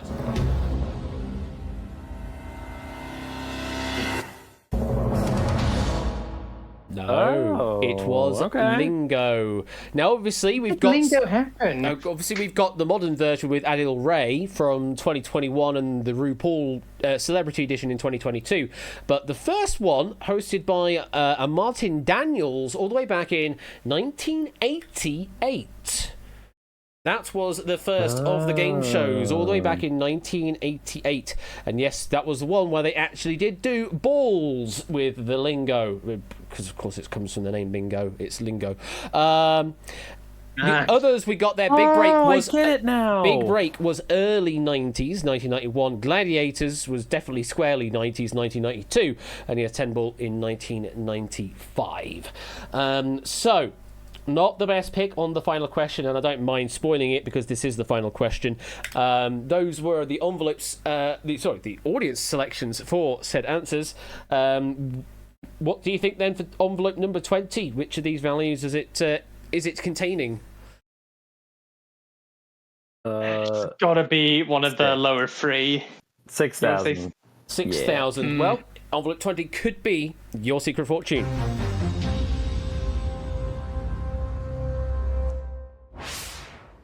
Okay, so at the end of that round, these are the envelopes that you will individually be playing with in the audience. The game is played exactly the same way from both sides, but you are playing with your own personal envelope selection from here on out. Hopefully, you've got a hold of some good big numbers still in play. Let's get on with round number 2. where things go a bit backwards. Instead of asking you questions of which of these things is the biggest or the greatest, we're going to ask you questions of which of these things is the smallest or the lowest or the worst of a thing. As always, you are picking to bin lowest. You're only doing one on each question, but you're still picking what you believe is the lowest thing. For you, Twitch chat, Hackbox, just click the one thing you believe is the worst or smallest thing. Again, follow what the question is asking you. That's what you need to do. For you here, Shadowmane and Ape, you are just picking one envelope again, following the prompt. Which of these things is the biggest? Which of these things is the smallest or least or worst thing? As always, answer the question. Thank you, Prooks. So let's get on with it. You've got the 175,000 still in play, but you also have the 1, 3, and 6k still in play somewhere around there. So need to try and burn those off as soon as we can. I think what's worst about the situation is we know what numbers those are. It's not a mystery. You know they're in 16 my and last 15. We know we're goof. My last game in the hot seat, I only had to worry about Now- one. Here I'm worrying about two numbers. Well, you might not know which way round they are, but you certainly know that those two contain those two values. Everything else The is 15 a and the bit of a 16. mystery. Yeah. Those are our high value targets, and those are what we absolutely Yes. want under any circumstance. So if you see the number 15 or 16 come up after selecting it, then you are It means we're starting to losing a panic. lot of money. Yeah. So let's not see that until the final question, please. Question number 1, here it comes. There's 6 possible answers. Which country's flag has the least amount of red relative to its total surface area? The answers are ordered... Oh, interesting. That's a very interesting fact. I will reel that off in a bit. So yes, which country's flag has the least amount of red relative to its total surface area? Is it United States, Canada, Mexico, Panama, Haiti, no, Jamaica, Peru? Yes, there's an Animaniacs reference in there. So to clarify, we've assigned the envelopes such that the envelope with the lowest value is assigned to the country that has the least amount of red on its flag relative to its total surface area. That's the one you're picking to bin, and you're keeping the other 5 that you believe have more red on their flag, relatively speaking. United States, Canada, Mexico, Panama, Haiti, no, Jamaica, Peru. Yeah, I could sort of reel that one off. What are we thinking? Right. I feel confident enough about 3 of them, given that I live in one of them, and 2 of them are my neighbors. Yeah, because I think Canada, it's just the maple leaf, isn't it? So the Canada That's a flag... maple leaf. No, Canada's actually a bad play because red on both the sides and the maple leaf in the Right. middle. So if you're dividing the flag into thirds, yeah, Canada has it on the left and the right, and Mexico is just one of the thirds, because it's green and white as the other 2. Yeah. So already Mexico has less than Where Canada. Victoria Corin Mitchell to get a VC And I believe. sing-along. Yeah. Panama has, like, I think it's in quarters, where, like, one of them is red, and one of them is blue, and then there's a red star and a blue star in the white areas, so I think that's even less than... that would be less than a third. I'm leaning Mexico or Panama without knowing what Haiti or Peru look like. Well, I haven't. Well, we know definitely which ones to avoid, absolutely, because if we go Canada, we're losing everything. So Yeah. Which one are we picking to bin? Panama feels like it would have less, if not close to Mexico, but that's fine given the others. I feel like we're confident enough, but we have ruled out a sizable number of options. So if you're comfortable with saying Panama, then I'd go with Panama. Yeah, I don't know the other 2, but Panama's the one I would pick. Yeah, let's do it. Okay, Panama it will be that we are binning. So let's find out what envelope number is assigned to Panama. Hopefully avoiding 15 and 16. 21. Yeah. Okay. So it's not one of the top 2 from the looks of things. Let's find out. The secret fortune tonight will not be... Well, it's the perfect start. 1,000 is going away. Yes, there we go. Perfect start. Let's have a look at those percentages. So Panama is sort of split up into quarters, with one quarter completely filled in red, and in one of the other quarters, it's a red star, 5-pointed star. On the other side, it's a blue quarter filled in and a blue star. It's sort of in the yin-yang kind of thing. So it's just over a quarter of the flag is red for Panama. Then you're looking at Mexico. Then you're looking at United States, then Haiti, then Canada, and then Peru has the most. It's vertical tricolor essentially, but it's only two colours: red, white, red. So 2/3 of the flag is red. So that was a perfect pick. Only 90% of the audience went the same way. Those are the 4 players that picked the perfect pick there. Lots of P's going on there. Lots of people going with the US because they're familiar with the flag and thinking probably a safe pick to go with that. But we'll see how it all goes. Let's put that one away. Doing very well. Binning the lowest value of your selection. Let's see if we can continue that on with your next question. 5 to pick from here. Question number 2 is this. According to an online engineering database, which substance is the least dense on average? Beryl, butter, balsa wood, bone, or beeswax? Lots of bees on the board here. So to clarify, we've assigned the envelopes with the lowest value to the substance that is the least dense on average. That's one you're picking to bin, and you're going to keep the other 4 that you believe are more dense on average. So, how well do you know your substances and their densities? Well, I don't know. Is beryl an ore or a gemstone? Beryl is a gemstone. Okay, thank God, because I've been watching Sailor Moon, so that helps. I'm kind of leaning that way because, yeah, it's like ruby and sapphire, I want to say. Yes, I think Emeralds that'd be pretty tough. As a like, obviously, like butter, balsa wood, bone, and beeswax, so we can rule that one out. So I'm just thinking bone. I know what bones are, like skeletons are made out of bones. So now the case is, if your skeleton was made of butter, that's got to be least dense, right? Or less dense than bone. If the bar softened, skeleton was made of beeswax, that feels softer too, right? And then balsa wood, which I think is brittle, is like used for arts and crafts stuff, from what I understand. Yeah, balsa's pretty flimsy, if I remember. Yeah. Which of these is the most flimsy, though? Which one are we picking to bin? Like, I personally would say butter. least dense. Oh, Yeah. least dense. Hang on, going the wrong way round. Yeah, pick So, yeah, we So want the least. something pick to bin the least dense. Right. As in, like, it's the most brittle. So. Well, I'm thinking butter. Assuming Yeah. it's softened. Well, either way, like, it's gotta be less dense than bone or beryl. Yeah, I mean, I it's still think that's butter, safe. so. It'd have to be. Alright, should we take the butt? Yeah, let's take the butter. We're binning the butter. And by the way, Yeah. density has nothing to do with like brittleness or ductility. That's a completely different measure of a substance. Density is more about the amount of mass inside a certain volume of volume. That's the word I'm looking for there. Oh, now you tell us, Ash. Hey, I'm not supposed to give you too much information as you're going No, along. I understand, but I'd still want to see what a skeleton of butter would look like. God, I dread to think. Balsa wood is indeed a hardwood, which you'll see as we see things come up here that makes no sense whatsoever. But yeah, balsa is a hardwood. Let's have a look to see what envelope is assigned to butter. Oh, I'm not liking this.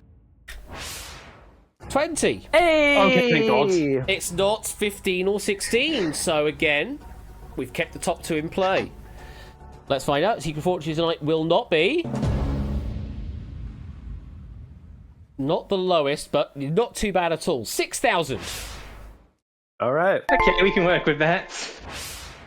And Matt I cannot can't believe believe it's not butter. that it's not butter. Thank you for the 100 bits there. But yes, butter was a pretty good answer. The best answer on the board was the hardwood, the balsa wood. It's only 0.13 times 10 to the 3 kilograms per cubic meter. That's the measure we're using here.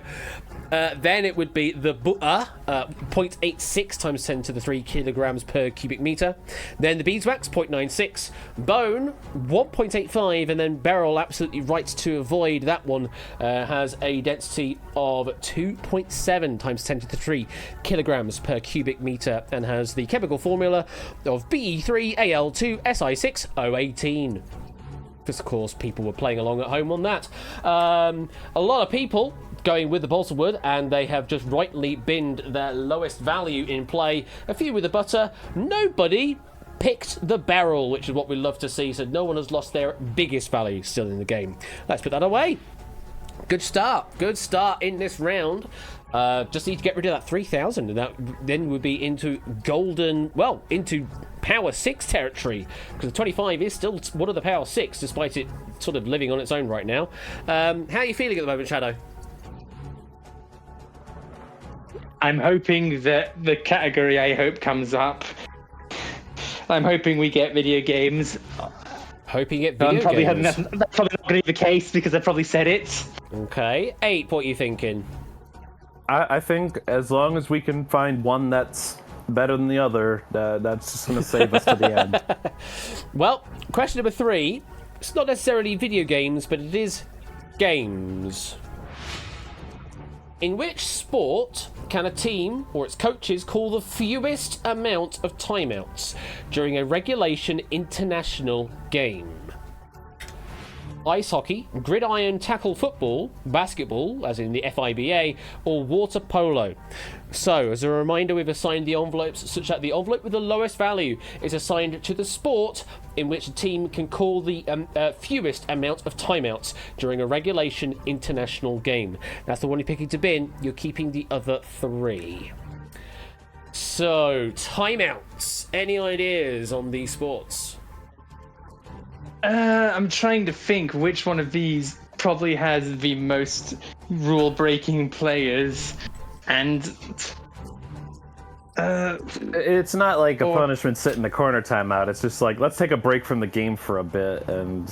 Oh, as in actually like moments between the games, not just players getting taken off. Well, it's just like, yeah, like, for example, in football, you can call a timeout and your, like, team can discuss what play to do next or whatever. Like, it's just kind of like a resting break.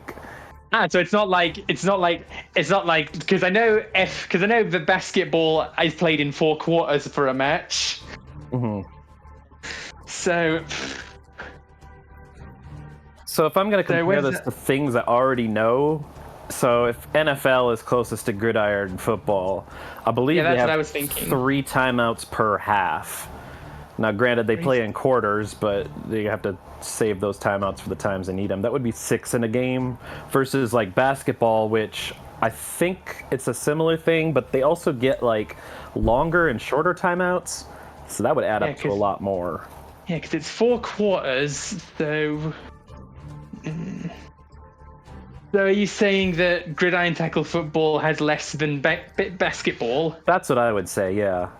All right, so what about ice hockey? I can't immediately recall if ice hockey has timeouts or it's played in thirds, isn't it? Yeah, there's 3 periods, but yeah, I guess I don't know that I've ever seen a hockey timeout. Granted, I don't watch hockey actively. Where does that leave water polo then? No idea on water polo. Which one are we picking to bin? Given that I think football is less timeouts than basketball, I would pick football. Yeah, because if we can rule one out, we can save the 100 grand. So, yeah, you want to say gridiron tackle football to bin? Yeah, that'd be my choice. So let's pick it. All right, let's do it. The football is going in the bin. Okay. So let's have a look at the envelope number assigned to gridiron tackle football.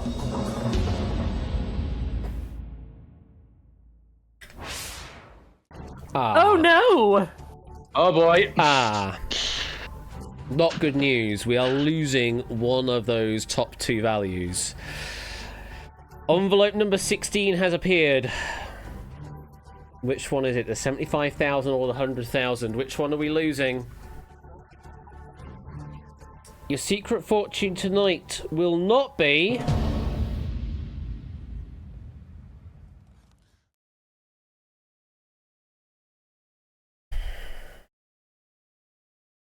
$100,000 Doots. Oh no! Oh, sweet Lord in heaven.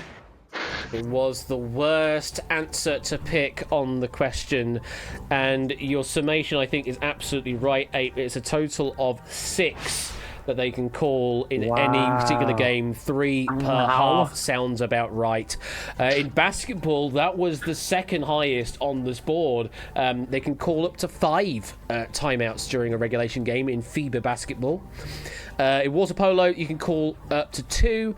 And in ice hockey, yeah, very rarely, because there's only 1 that they can call during any regulation match. Mainly because I think the ways that the lines work in ice hockey is it's a very dynamic game, so they don't really need to call a timeout necessarily, because all of the the formations of that are done on a very dynamic basis as the play continues. That's why I've never seen an ice hockey timeout, because they don't do them. And if they did want a timeout, they just go to the sin bin for 5 minutes instead. So unfortunately, the worst pick, and Sportsy was also following me along for the ride on that selection, losing Really? their top value from the game. Good number went with ice hockey, losing their lowest value from the game. That is a good selection there. Unfortunately, yes, we have to say goodbye to 100,000 Doots. Let's put that away. So we've got the 75k still in play. We've got the 25k in play. And there's still the 3,000 that we need to try and get rid of as soon as possible. Let's have a look at the audience game quickly to see where they are standing. Though, of course, hopefully on your side of things, it should already be telling you that information. This is just a bit of confirmation. Okay, put some question of the game. Let's have a look at question number 4. Which TV network had the least US viewers in 2023? Stars, HBO, or Showtime? So assign the envelopes such that the envelope with the lowest value is assigned to the TV network that had the fewest US viewers in 2023. That's the one you're picking to bin. You're keeping the other 2 that you believe have more US viewers in 2023. Hackbox not working again? Really? Really? Try a whisper and hopefully it works. That's all I can suggest right now. Everybody else, so yeah, Shadow and Ape, what are we thinking? Well, I can tell you which of these 3 I do not have on my box. All of them. So... I think this is all UA, because again, I live in the UK and I don't get any of these channels on a Skybox. I'm trying to think of what good shows HBO has now. Like, Game of Thrones is done. I can't... I feel that they have a few still that, like, gets people to watch. Whereas Stars and Showtime, I'm not super sure of what popular shows are on them. If I was to pick one of these that would just kind of like be the worst, I would say Stars, but that's just purely guess. I have no other reasoning. Yeah. Well, it's better than my reasoning is, which of these, like, because again, I get BBC, I get ITV, I get all these things that probably do not air in the US. So if you're happy to go with Stars in that case. Yeah, might as well. Stars? All right. What we're getting rid of, yeah? Yeah. Yeah, let's just do it. Oh, I mean, I've never heard of Stars before. No idea what that is. And yeah, apparently the whisper does work if you whisper to the correct bot. So Stars is going in the bin. We don't want to see the pairing of the 15-16. We don't want to see the other one of those envelopes going here. What number is assigned to Stars in their multitude? Please. 5. Hey. Okay. Number 5. So I believe we've avoided the 75, but have we avoided the 25 or have we made this a very interesting final question? Your secret fortune tonight will not be. Great answer. 3,000. There we go. Great Yes. answer. It is a Power 6 finish. Yeah, Stars only had 57,000 viewers in 2023. Then it was Showtime with 69,000 viewers. And then it was HBO with 166,000 viewers in 2023, which all sound really low. But I guess that's what you get, I suppose. But Stars, Streaming services in it. I guess Stars was the best pick. And the vast majority of our audience also went the same way. Oh, Sportsy. I guess you're probably not playing along at the moment, Sportsy, and just getting the free 100 dutes for the ride. Let's put that one away. So, one final question left, and you're on a Power 6 victory here. 25,000 or 75,000 dutes. What are you thinking is going to come up on the final question? Knowing my luck, it's probably going to be politics or music. Well, it's a pop ramen pack, so it's gonna be goofy. Gonna be goofy. It could even be about Disney's Goofy. I have no idea. Well, we had Pixar earlier on, didn't we? And we just had Stars, which people are saying is available on Disney Plus or whatever. Here comes the final question. Which Quiz Night meme number is unluckier to the Japanese? 42 or 8? So we're assigning the envelopes. The envelope with the lowest value is assigned to the number that is unluckier to the Japanese. That's the one you're picking to bin. Then you are then keeping the other one that you believe is more lucky to the Japanese. So, 42 and 8. That's what you're going to decide. Okay. Which Did is... they just like walk around in Japan and be like, which of these is luckier, and then pick from that? We just they just, a bit like they do with various surveys and that. Instead of saying, "Are you YouTuber?" No, they just give 2 random numbers to people on the street, and they just pick which one they believe is the more unlucky. Muffled screams from Tadaru. 80% of them just waiting to skip the ad. Stares in crystal. Right. Any ideas on these numbers at all in Japanese? Well, from what I'm understanding, I'm thinking more on because I play a lot we played a lot of games. Like a lot of games in like Nintendo's library or like of that kind of genre have 8 worlds, and like the old school Mario games or the Kirby games, and it's. I don't think, like, if they're so unlucky, then why do they keep using 8 worlds, or why do they... So, it's the most flimsy kind of reasoning I can think of, but I think 42 might be unluckier, but this is... Again, I've been learning Japanese. I've not been learning every single nook and cranny of what is luckier or unluckier. Well, I guess to back what you're saying, that I feel it's a valid thought, given that if they knew they were going to have 8 worlds in a game, Spoilers in chat. They surely wouldn't keep going with that if it was that unlucky. But also, I know in Chinese culture, 8's a great number. Like the Beijing Olympics were on 888, 888, all the 8s. So like they respect that number a lot. And I'm just wondering, the Japanese do borrow a lot from the in Chinese. chat. would their the language comes from Japanese, China. yeah, if the Japanese are that, I don't think they'd be that averse to China, where one country would have it as the lucky great number and the other one was just like, nah, give it 8. So, yeah, I guess we're gonna hold on to 8 for us and bin. Yeah, we're gonna get rid of 42. 42 is unluckier. Number 42. Then out it goes. Okay. Number 42 is going in the bin.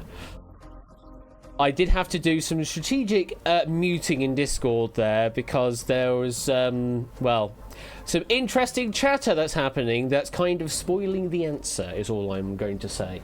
So yeah, just be careful of that in future. I know that in Secret Fortune we do like to discuss the answers a bit, and that can toe the line into spoiler territory a little too closely. This one, yeah, it just went a bit too far, I think, because yeah, it basically. That is what the question is asking for. Anyway, let's see the envelope numbers assigned to 42 and 8. And let's hope for your sake, whichever the number of 15 or 16 we're left with stays on 8. On it, guy. 15 is sitting on number 8, which is the one you did not pick. You picked envelope number 14, 42, to bin. But of course you picked that to bin, meaning you're keeping envelope number 15, and that's the one we actually care about right now. So let's have a look. What is your secret fortune tonight? Surprise, surprise, it's the 75,000!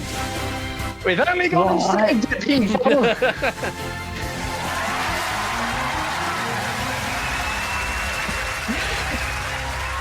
Very well done. So, yeah, the number 42. I mean, the big hint there is the number 4, which is incredibly unlucky and incredibly sort of bad in Japanese because the number 4 itself means death. And the number 42 itself sounds like to death. So you're kind of wishing death upon something or someone, essentially. The number 8 itself is a lucky number. It's just a very lucky number in Japanese culture. And so, yeah, definitely always stick with the 8 because it's just very lovely.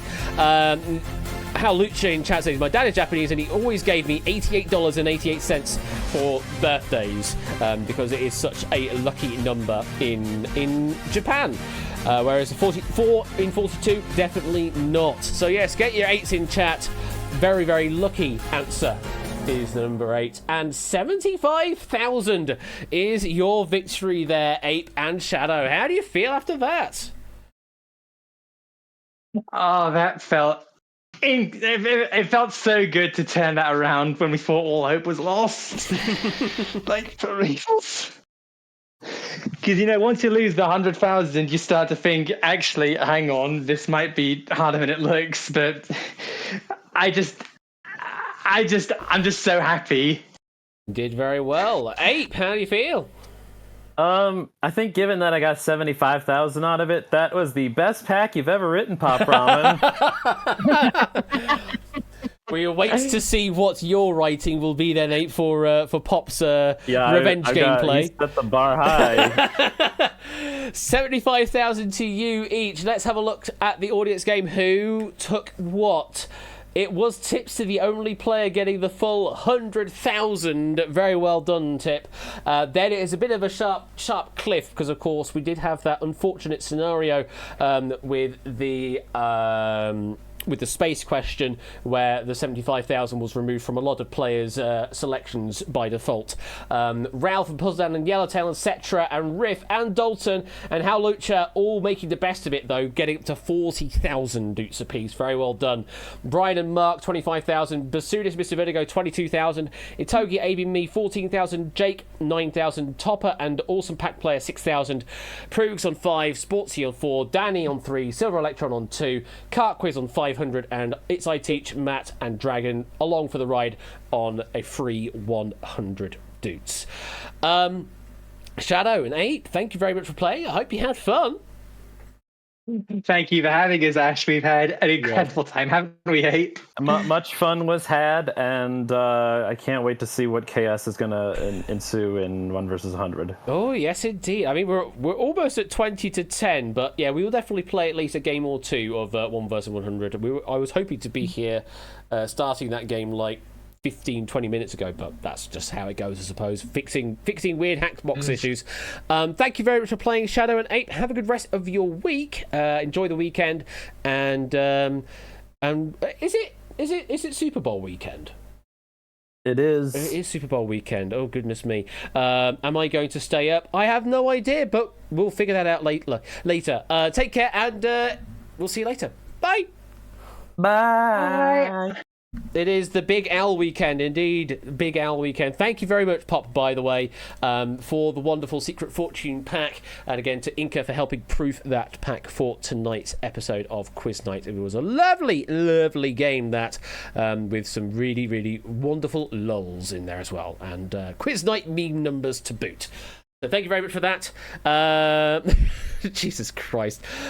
These are terms that I'm not really concerning myself with, but yeah, the Super Bowl is one of the games of American football that I do tend to try and watch, though it's at like silly o'clock in the morning here in the UK, leading into like Monday morning. Like, am I going to be awake to see it proper?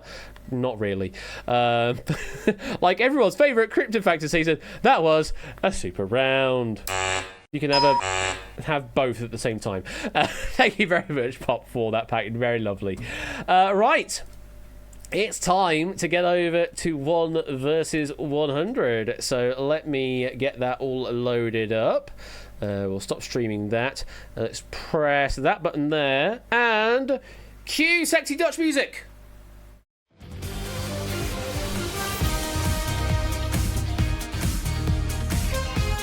And thank you for the golden ticket reminder, Tipster.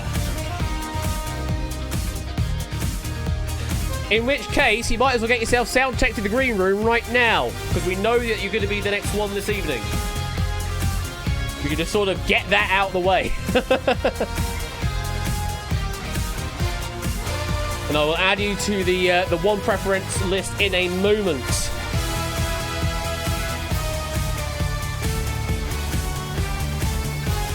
And I have to wait for the music. Sorry. Yeah, I know, Tipster, I know. And it's lobby time. VCGF. You will need to enter into this, oh hey. Otherwise, it won't work. You will need to enter into this lobby. Jesus Christ, that's delayed. Why is that audio delayed so much? Let's try that. That's better. Are you in? You are. So add to 1, or is it just add 1? I think it's add 1 is the command. Oh hey 12.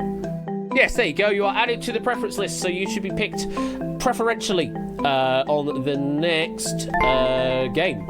Let me go to. If you're not there. upstanding for that music, I'd what to say to you, TBH. Thank you, the 100 bits there, Pulse. I appreciate that. Secret Fortune Bongo guy and 1 vs 100 Xylophone guy should form a band. They really should, and they would make a wonderful version of the Jeopardy theme tune. I bet they probably would do, actually. Right, we'll get straight into this because the lobby is open throughout the entire game. Oh hey is waiting in the green room. I'll just bring them into the live studio and let's get this game underway. And hopefully he's going to pick you, oh hey. I need to select this version of the layout. There we go. It's magic, it works! I'm so shocked. You're so shocked. Welcome on in, oh hey. I actually don't need Quizbot in here right now because the audio is already being piped through on the game share, so I can get rid of Quizbot for now. Welcome to the game, oh hey. So yes, you do get the golden ticket from the previous edition of 1 vs 100. How are you feeling going into tonight's game? Knowing that you were going to be the one, you actually had the previous knowledge that was going to happen. Nervous because now I'm on the big stage and I have to try and recreate that. So. Yes, absolutely. Now you are in the hot seat. All eyes are upon you to hopefully do a great performance tonight. But we will see how it all goes. Now, obviously you were also pondering about what kind of game you wanted to play tonight. What have you decided on in the end? So I feel like if you want the Doots, you go for US rules. You can quite easily get like 500,000 or so, and just back out at the 10. Mm-hmm. But like a decent number of Doots in the last game. So let's go Dutch. Let's go for it. You're gonna go Dutch. I'm good, no Dutch. All right, well, we're in it for the long haul, folks. Are you ready to play, Oh Hey? I think so. Let's play Dutch 1 versus 100. And let's get on with the game with a wonderful opening category of 1 versus 100. So, for question number 1, we always play on the easier side, just to hopefully get your eye in. Then after that, we then go on and you can choose whether you want an easier or harder question. We are starting off with a 1 versus 100 question, which means, well, it could be anything, and generally is written as a trap-style question or has been written specifically for 1 versus 100. We won't know until we actually see what the question is, and we are penned in with going easy. So let's go with question number 1, easier on 1 versus 100. Everybody else in Twitch, get ready on A, B, or C to lock in an answer. You can use either public chat or a whisper to Quizbot 3000. Which of these sentences will most likely awaken a virtual assistant made by Amazon? Is it Alexa, order more butt rash cream? Hey Siri, text I love you to my ex. Okay Google, play Baby Shark. My freaking Google activated. Which of these sentences will most likely awaken a virtual assistant made by Amazon? My Google Assistant actually activated on my phone. It didn't know what I said, but it did activate. I was wondering how many people that would happen to. Luckily, I have that turned off on mine. It's also my own headphones, so okay. This is why I hit mute, says Giasis. Oh, hey, what are you thinking? I mean, Siri's Apple and Google is Google, so... Okay, I don't Google, have to say the play answer. Spice I kind of Girls say at max select volume. A. You're gonna go A. You wanna lock it in? A. Lock it in. Okay. Okay, Google. Hold on, let me see if I can actually get it to play it properly. Okay, Google. Play Spice Girls at max volume. I mean, it read that. Sure, check out this Spice Girls radio mix on Spotify. Oh, and then it's going to ask me to unlock the phone. No. Okay, then. You're right, it is A. It did actually activate it, but yeah, I don't have Spotify unlocked on this for some reason. How did our mob do? Mr. Vertigo 3 AI got that wrong. With a wonderful AI would know better. With a wonderful equation of -3 humans and 7 AI, it's still a total of 4 mob members. So 40,000 added to your bank, and it's 1 versus 96. Let's continue on. And now you get to make some decisions. Would you like an easier or harder question on the category of toys and games?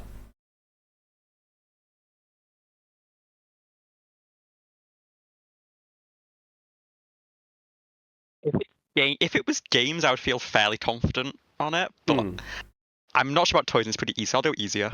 Go easier on toys and games, okay? The question is, which of these is a traditional children's board game known originally as Moksha Patam?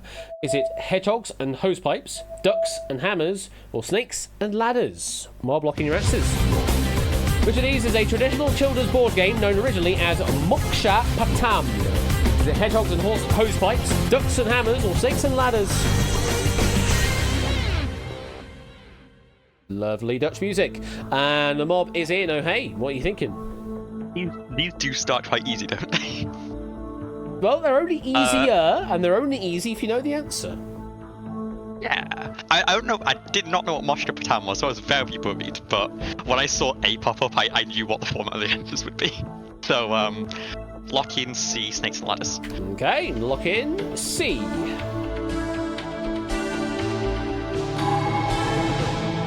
Sounding pretty confident, and you are right to be confident. You have to do snakes and ladders. Or choice D, Echidnas and Eggmen. Not Echidnas and Eggmen. Unsurprisingly, they all got that right, so nothing added to your bank. It's still 1 versus 96. And in the sort of the film and TV news of this week, they joint announced the film Sonic 3 and the TV series Knuckles. Yes, they literally did a Sonic 3 and Knuckles release announcement this week. It's so beautiful. Such a beautiful thing, that. Okay, question number 3 will be on the category fashion. Would you like an easier or harder question on fashion? Easier, for sure.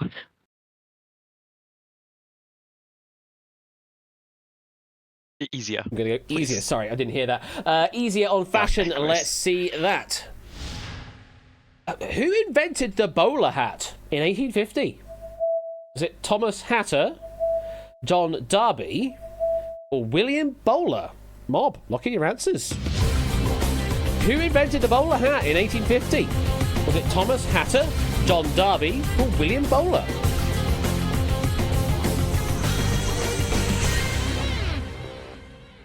And the mob is in. Okay, what are you thinking, oh hey? I'm thinking this is a very mean question, actually. Why are you thinking that? Because I think B would be the Derby hat, so it's not this. And so you might go, well, I mean, C is the bowler hat, because it's read by a bowler. But that could be a made-up name. And it could be that the bowler hat is named a bowler hat, which is shaped like a bowl. Which I'm pretty sure it is.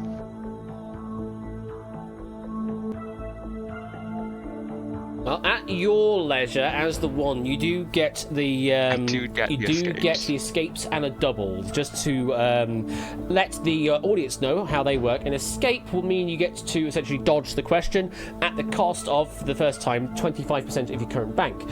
So at the moment, you'd only lose 10,000 if you did use an escape right now. But the converse side of that is you don't get any payout for any mob members that get eliminated on an escaped question. You do also have the doubler, so if you're confident of locking an answer in, then use it with a doubler, and every mob member that is eliminated on that question, provided you give me a right answer, they will be doubled in value. Though it's 1 versus 96, so their value is just slightly over 10,000 per person right now. So the double is maybe not the biggest value right now, but it's your decision what you want to do. You can lock in an answer directly, escape, or double. You have to use the escapes in increasing order, right? Correct. You must use them in increasing So I can't order. use the 75 now. No, that would be far too powerful to do, because then you would only lose 30,000 here. Because that's why I don't want to use an escape. It's not the fact that I'll lose 10 grand, because that's barely anything. It's the fact that I wouldn't then have the 25% to use later if I need it. So I think I'm going to rely on this being an early question. Should be easier, and it's more likely that a hat is just named after himself than a person called Hatter inventing a specific kind of hat. That I'm going to say C, William Bowler, and I will lock that in. Okay. Locking in C, William Bowler. Thinking it's an easier question. Surely it's not going to be too much of a trap here at such an early start of the game. Who invented the bowler hat in 1850? Was it William Bowler? And just coincidentally also in the shape of a bowl? Yes, William Bowler. Nothing to worry about at all. No traps That's a bit to worry at all. about, just. Now, who thought there was a bit of a double trap going on there? Topper, Not a Cat, Matt, Shadow, Kurzov, Puzzledan, JB, Cartquist, Silver Electro, Brian, Ralph Howlucha, all departing the game. I hate this game. I thought about using the double, and I didn't, and I should have. Goodness me. 46 mob members getting eliminated there on probably a double trap, maybe. Each worth 10,416 means we add 479,136 to your total, which brings you up to 519,136, and you are now at the halfway point. 1 versus 50 remaining in the game, but the US game would allow you to walk away at this point. Dutch game, not so. You must eliminate every mob member to claim any of the money that you earn in it. So, we still continue on. It is 1 versus 50. Those that have been eliminated in the mob, continue to answer A, B, or C because you'll get yourself some free doots just for giving right answers. Build up your streak, you get more doots, and also you'll potentially influence how some of the AI will answer as well. And from Pop Ramen's meme kind of pack of Secret Fortune, we continue on into memes here as a category. Would you like an easier or harder meme? I think the problem is if it's something I don't know, I have absolutely no chance. It's just a random guess. Let's go easier still. Let's go easier side of memes. Hotel? Okay. Options are Zhivago, Trivago, and Chicago. Mob, lock in those answers now. Hotel, Zhivago, Trivago, Chicago.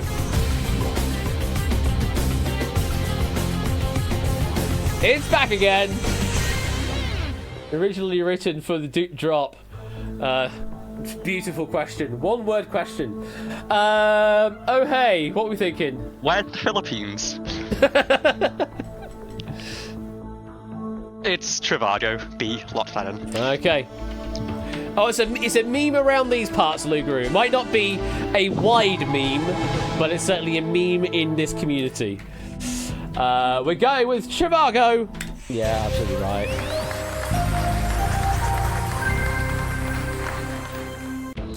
Who's right, who's wrong? And everybody that answered got it right, so no eliminations, nothing added to the bank. It is still 1 versus 50. And the next category is aminals. Would you like an easier or harder question on the animals that we were slaughtering earlier? I'm hoping we're not going to slaughter any more.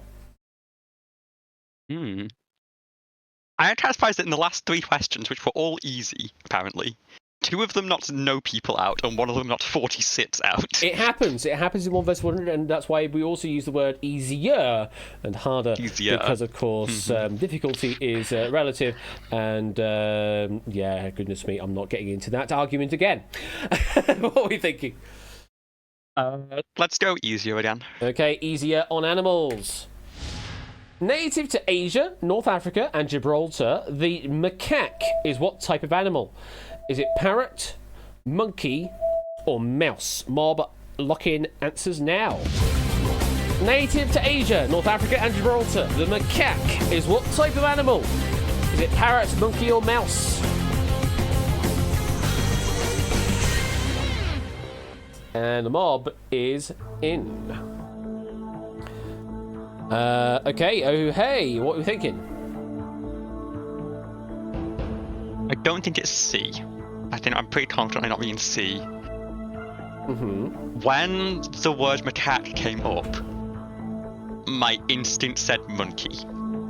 Okay. But then when the word parrot came up, my instinct suddenly felt very unsure of itself.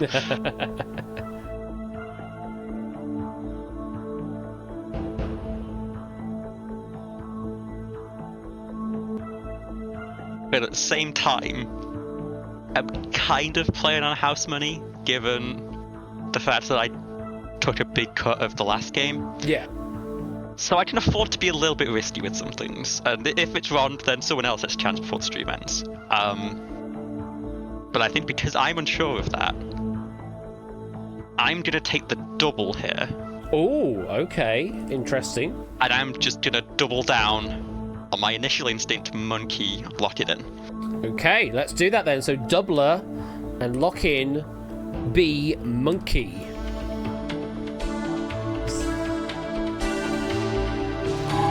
Either I have nothing here or I have about 1 million. So, you going in on the monkey is the answer for a macaque, not a macaw, which might be what other people are thinking about a different animal maybe. Macaque is a monkey. That must have been where I got my wires crossed as well.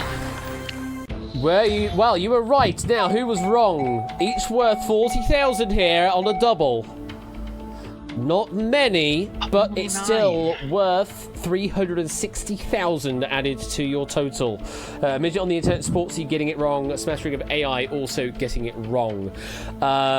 You brings your total up to 879,136, and it's 1 versus 41 left in the game. You're making steady progress now. We're still going on. Unfortunately, that was your doubler, so you can't use that anymore in the game. All you have left now are your 3 escapes. But you have been playing quite a bold game to this point, which is definitely to be commended, but you might have to step on the brakes a little depending on how the questions lay. It might be that the categories work out in your favor, but we will see how it all turns out. Let's move on to the next question, which is where we change the format up slightly. Instead of giving you a category and choosing easy or harder, we give you 2 sets of answers, and you get to play one of the questions. So would you like question 1, of which the answers will be Diplo, David Guetta, Drake, or would you like question 2, to which the answers will be Estonia, Latveria, Lituanica? The 1 feels like it's going to be some sort of DJ or rap or something music based. And 2 seems like it will be something Eastern European. So which tickles your fancy more? Quite honestly, neither. You do have to pick one, unfortunately. I do have to pick one. I think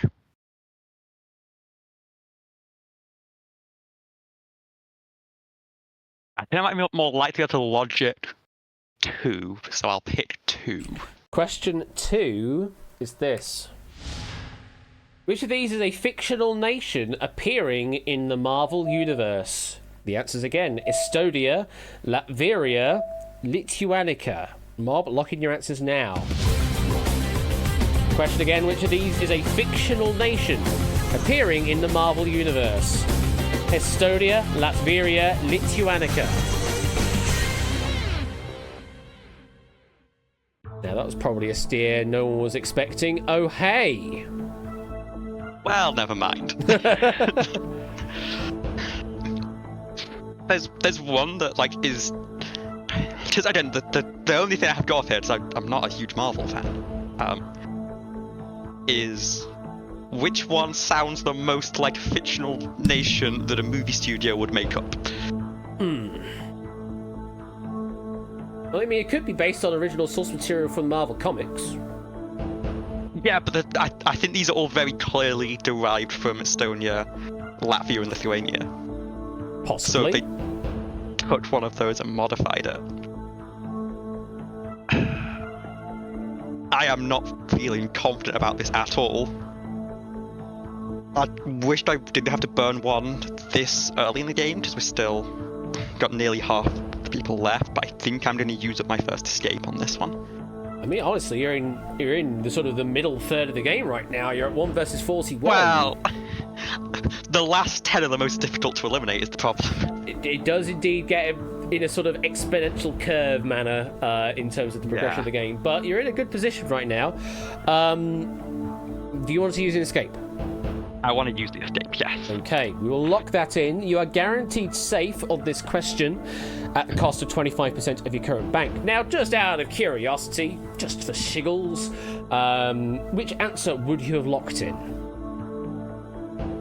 I don't really know. I probably would have gone A. It seems very close to Estonia, so that maybe that made them avoidable. So it sounds the most realistic, I guess, because of that. So I'll lock in A. Okay, let's see what Estonia would have done for us.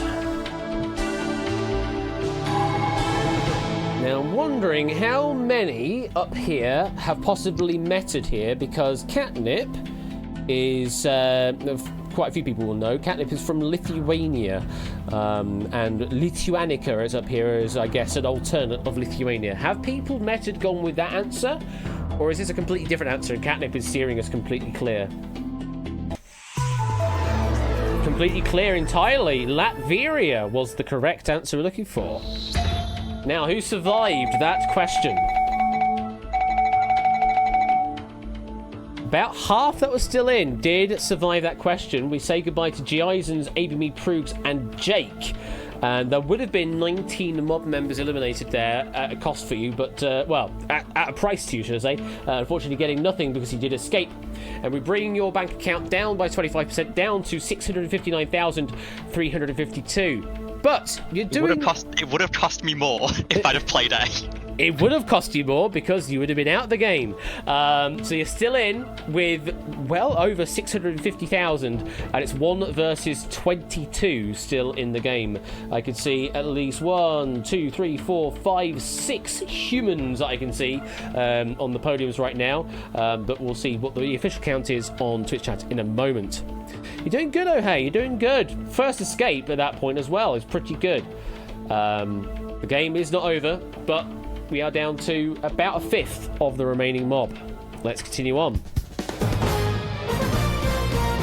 It is indeed 6 human, it's 16 AI. On next question being TV and film. Well, we sort of had TV and film there with the MCU, but this will be possibly something different. Easier or harder on this category, oh hey? What would you like? Well, given how that last one went, I think easier is the move. We're going to go easier. Okay, 1 versus 22. Easier question on TV and film. In the final version of her holiday song, Phoebe sings what Friends character's name twice before Have a Happy Hanukkah. Was it Rachel, Joey, or Monica? Marb locking those answers. In the final version of her holiday song, Phoebe sings what Friends character's name twice before Have a Happy Hanukkah. Is it Rachel, Joey, or Monica? And the mob is in. Christmas Day 17, bitches. Yeah, it's the return of Christmas, folks. Oh hey, what are you thinking? Were you a big Friends fan? I watched it a lot when it was on E4 back in the late 2000s. I couldn't remember if any of the characters were specifically Jewish. I know there's been mention about Hanukkah. It's a 1 in 3. Who's it gonna Holiday be? armadillos in the past. I think what I'm going to base this on, so I don't use another escape here. I want to try and save those for some really tricky ones at the end. And so an educated guess that because Monica rhymes with Hanukkah, I can almost hear her sing Monica, Monica to the tune of Smelly Cat. She doesn't have that much musical chops, but she has enough to see something like that, I think, in the show. So I'm gonna say C, Monica. Lock it in? And I'm gonna lock that in. Okay.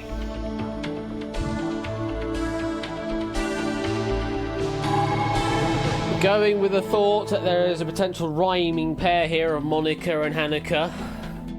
It's close, I suppose, depending on your pronunciation of Hanukkah. Is it Monica? Monica? Have a happy Hanukkah? It is Monica. Very well done. Anybody in the mood for a gin and tonica? Oh, I'd love a gin and tonica lingo. Thank you for the £1 donation. Tipster, unfortunately, getting that one wrong along with 4 AI. We add a total of 227,000 to your bank, brings you up to 886,622. We've got double digits in your total right now, 8, 6, and 2.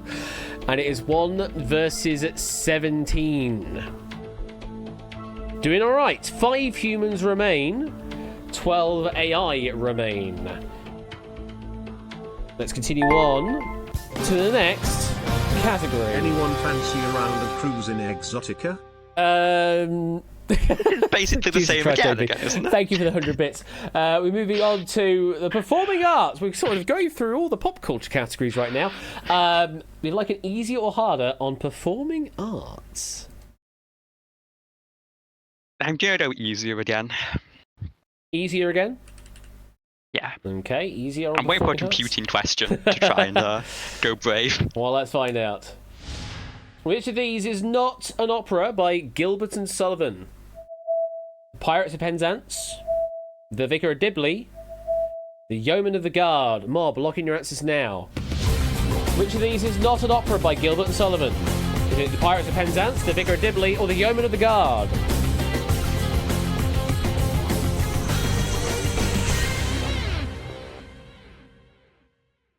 And Mob is in. Oh, hey! Any thoughts? Worried this could be a trick question. Because when I see Gilbert and Sullivan, the one thing that comes to mind is Pirates of Penzance. That was up on A, so I know that is not the answer. If anyone hits the command in chat. I see Vicar of Dibley, and I go, that's a TV show from... I'll say before my time, maybe 80s, maybe, I don't know. Well, okay then. I can't place the exact decade, but I know it's not the 2000s. But I'm worried if it's that was maybe based or it took the name from something. The Yeoman of the Gods sounds very Gilbert and Sullivan, and so my instinct says it would be B. But I know how these questions are sometimes. So... The chairman of the council is the chairman of the council. Now that's a more modern reference and yeah, nothing to do with Gilbert and Sullivan. Anyway, I think I'm gonna trust the logic and trust that this is not a trick question. And I'm gonna lock in B, the Vicar of Dibley. You said the key words and lock in.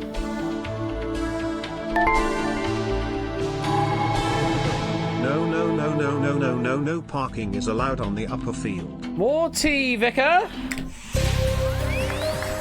Vicar of Dibley is the correct answer. Who's right, who's wrong? Just 3 AI do not know their TV. We have to say goodbye. We add another 176,000 or odd means you are now past the million barrier. 1,063,091 doots currently in your bank. And it's now 1 versus 14. We still have 5 humans, meaning we have got 9 AI left in the game. How are you feeling right now, Oh Hey? Nervous. I've had some overthinking a lot of things, but I'd rather overthink it than underthink it. So, Very true. We'll try and be cautious sometimes. Well, you do also have those 2 escapes if you need them, though they are quite the hefty penalty right now. I mean, one of them is going to cost you 500,000, and the other one 750,000 as it currently stands. Let's continue on to the next question.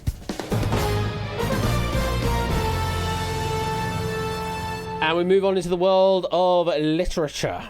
Would you like an easier or harder question on literature? Again, it's a question of if it happens to be literature that I know, it would be, I might feel confident on the harder question. But there's a lot of books I haven't read, so let's say easier. Let's go easier on literature. Romance novelist Nicholas Sparks describes his 2003 book The Wedding as a sequel to which of his earlier works? Is it the manila envelope, the business card, or the notebook? Mob, lock in your answers now. Romance novelist Nicholas Sparks describes his 2003 book The Wedding as a sequel to which of his earlier works? Is it the manila envelope, the business card, or the notebook? And the mob is in. Oh, hey! What's he thinking? I'll admit I wasn't reading romance novels when I was 2, so You can read them after the fact, you don't have to read them immediately on release. But I've yeah, I know. I haven't gone back to this, which is a book I didn't recognise. We'll just put the books on back order, that's all. Yeah, okay. Assuming that the question says it means that all 3 of these books are... Well, I was thinking it gives a hint that I know the Notebook's a romance novel, or a romance story at least, and so The Wedding would be natural to follow, and quite a similar structured title, quite a simple title. But if he's a romance novelist. All three of them are romance books.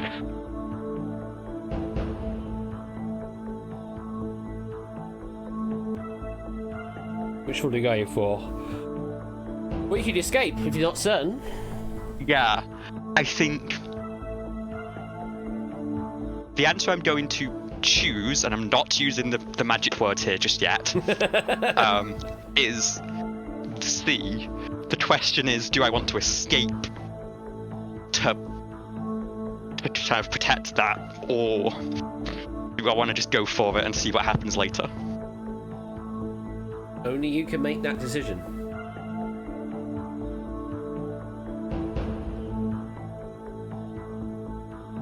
This is where the game gets really tough. Oh yes, and I'm going to make it even tougher because I'm going to put a clock on it.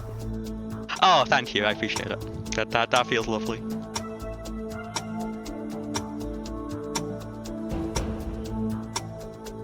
My gut hasn't really been wrong yet. The one time I got question one, I knew for a fact that I didn't have any ideas. This one I do have a pretty solid idea, so I'm going to keep playing a little bit risky, see what we can do, and I'm going to lock in C. Lock in C with a few seconds to spare. Going with the notebook. If this is wrong, I'm blaming you for the clock. You're blaming me for the clock? Oh, I do apologise for trying to get the game moving along in a certain direction. The notebook is correct. Well, Still thank you in for the game. encouraging me to be Exactly, brave. that's all I was doing. Just gentle encouragement.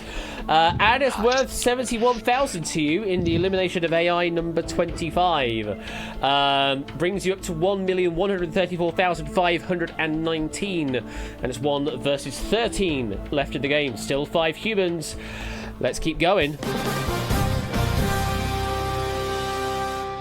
It's only a game show. Easy or harder on the category of game shows? I feel like I have pretty decent knowledge of this, but I feel like everyone else in the chat has a much better knowledge of this than I do. Well, not And so I feel necessarily. like- I mean, yes, you do have a keen interest in quiz shows and game shows here, but not everyone has an intimate knowledge about them. I will say that. Some of the names I see still in the game, though, some of the pictures, I know they have good knowledge. So I feel like no matter what I pick, they're likely to get it right. So I'll go easier. So I'm more likely to get it right. I'm going to go easy, yeah? So you want to do anything? Yep, okay. Easier on game shows it is. On which American game show did security guard Emil Autori secretly hide a check worth up to $50,000 in a gift box before every episode? Was it Take Your Pick, Treasure Hunt, or Strike It Lucky? On which American game show did security guard Emil Autori secretly hide a check worth up to $50,000 in a gift box before every episode? And that is time. Oh hey, what are you thinking on this? I'm thinking I should have hit harder because I was likely to have to escape anyway. The problem is, I just said so much I should have thought of. A lot of game questions are American, which I'm not. So I could take a guess here. I could guess that something being in a bot you hunt for that. But also it could be any of them. I think this is the time to use my second escape here. You willing to Say goodbye lose? to about 600,000 dudes. It's going to be about 600,000 dudes, yes. Confirm you want to use an escape. Confirming I'm going to use the escape here. Okay. That has now been locked in. You will lose 50% of your bank. Now, just out of curiosity, what would you lock your answer in as? Probably B. Let's lock in B. B, Treasure Hunt.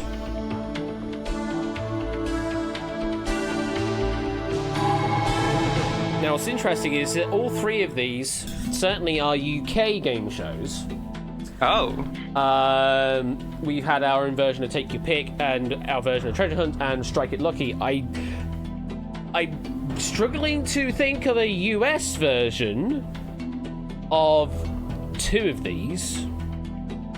let's find out what the correct answer is. The answer is treasure hunt.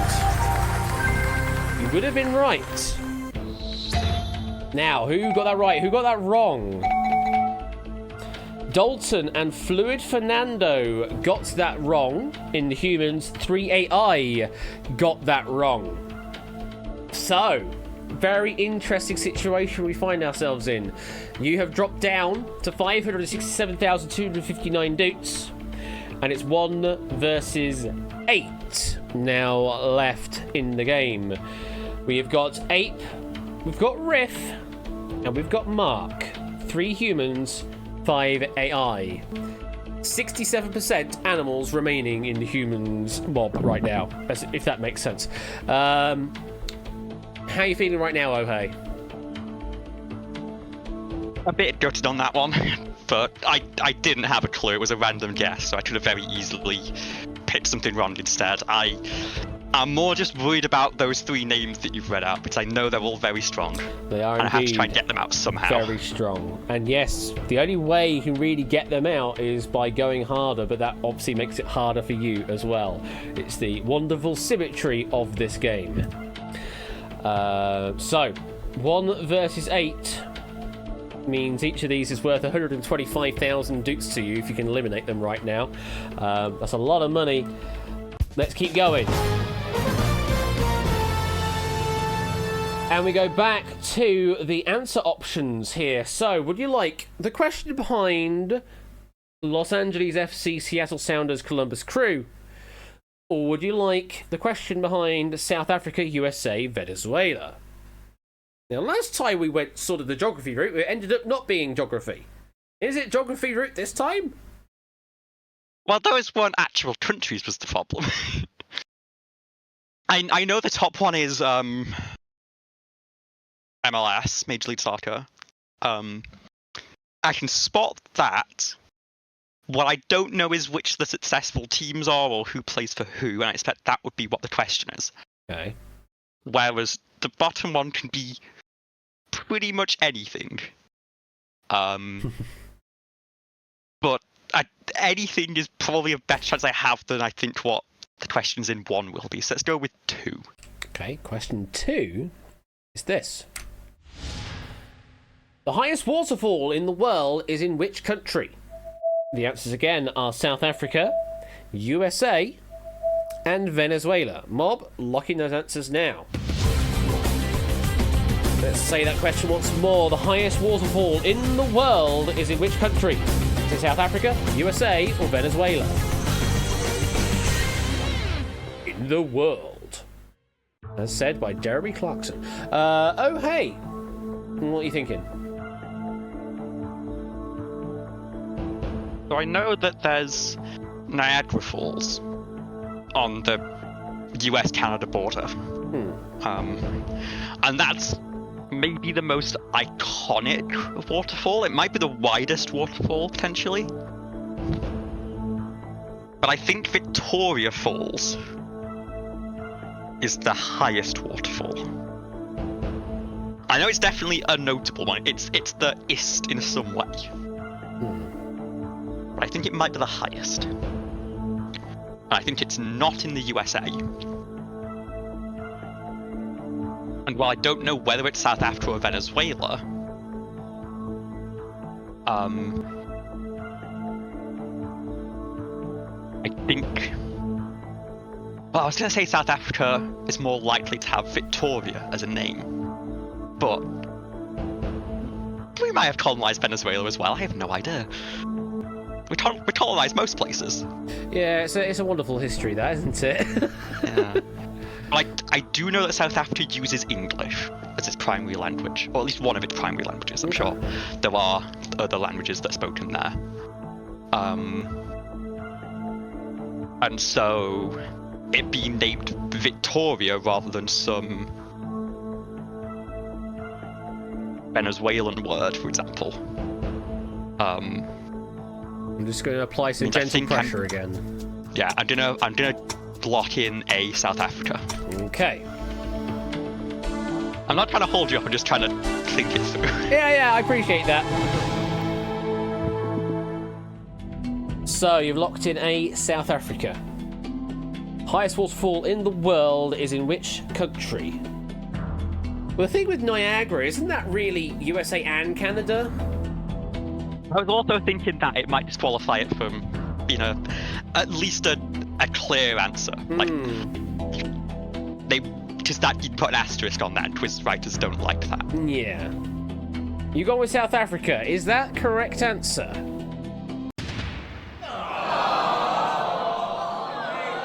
God, it's Venezuela. Is it Victoria Falls or is it something else? Oh, Venezuela was the correct answer. Twitch chat. What's the say on that? Angel Falls, says Jake Paulson in chat. Oh man, he had a good run. Had a really good run there, Ohei. Unfortunately, did not work out for you. And they all three of them were still right at the end there as well. Not a single mob member got eliminated on that question. They all stood still and answered correctly on that one. Unfortunately, that is the end of the game for you, Ohei, and you crash out and leave with nothing. Oh, how do you feel? I feel okay about that. I think it's. I took what I thought was a pretty decent guess at the question, and sort of all the questions before felt like I was playing them the right way. It's just you can't know everything. Sometimes you have to try and logic something, and I guess that fell apart when I didn't actually know which waterfall it was. So I think it was. Yeah. I made the right decision, just not the right answer. Yeah, that's what you do sometimes. Unfortunately, just your luck ran out at the end there, and that's the end of your game. But thank you very much for playing. I hope you had fun, Ohei.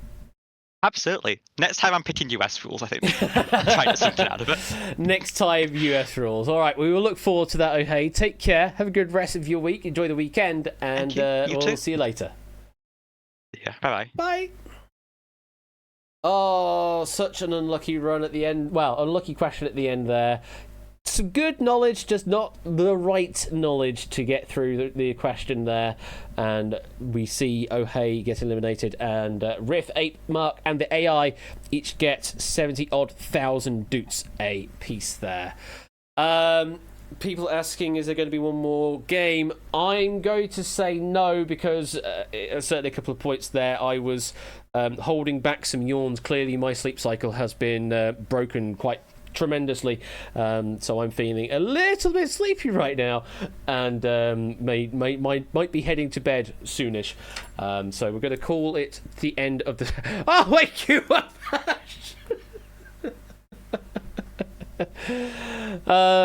I mean, yeah, we'll call that the end of the stream right now, and maybe next time.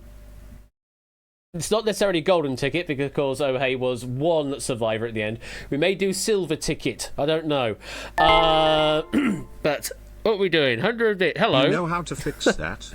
Hey Google, play Spice Girls on maximum volume. Spice Girls maximum volume. All right then, let's do that. Wannabe Spice Girls maximum volume.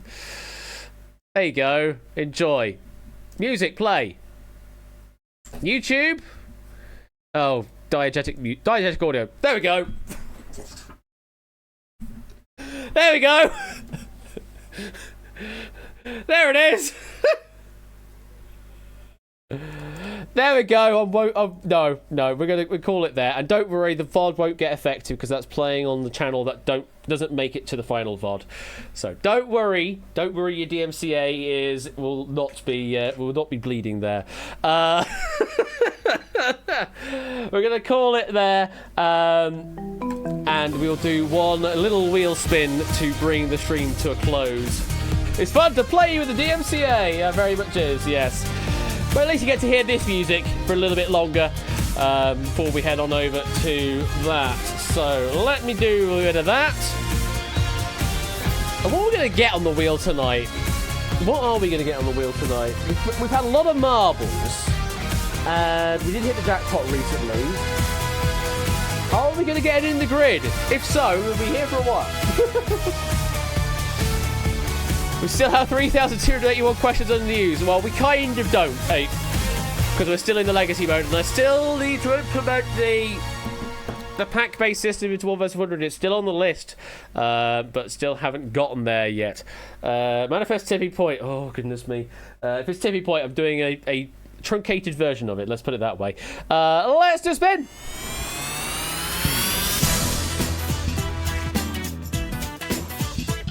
Let's head over to the wheel and find out what we've got in store. Come on.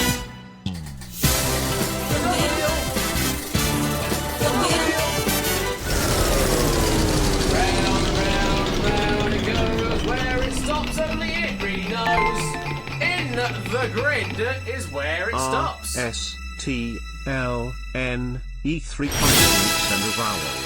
DMCA.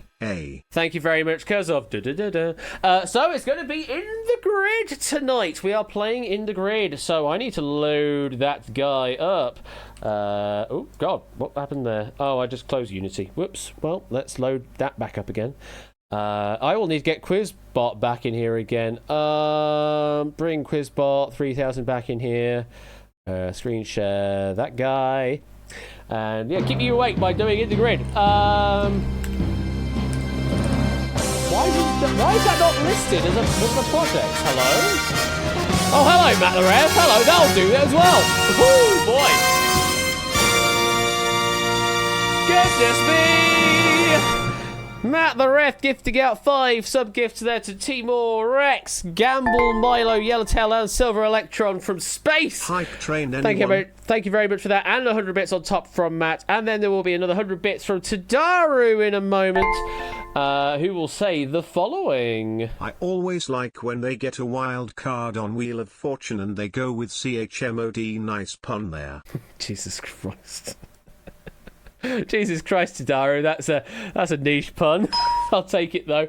Thank you for the 100 bits. Let me find in the grid, because apparently Unity can't find it. Come on, Unity, why is it not on the list? Why is it in the grid, not on the list? It's not Who Dares wins this either. Access denied. Sudo it. Just put sudo in it. That fixes all the problems, doesn't it? While we are waiting for this to happen, let's go over to the giveaway thing, because I need to pick some players to play in the grid tonight. So let me do let's do that as our keyword. If you want in the grid, say wakey wakey. Say wakey wakey in chat if you want to be picked for in the grid this evening.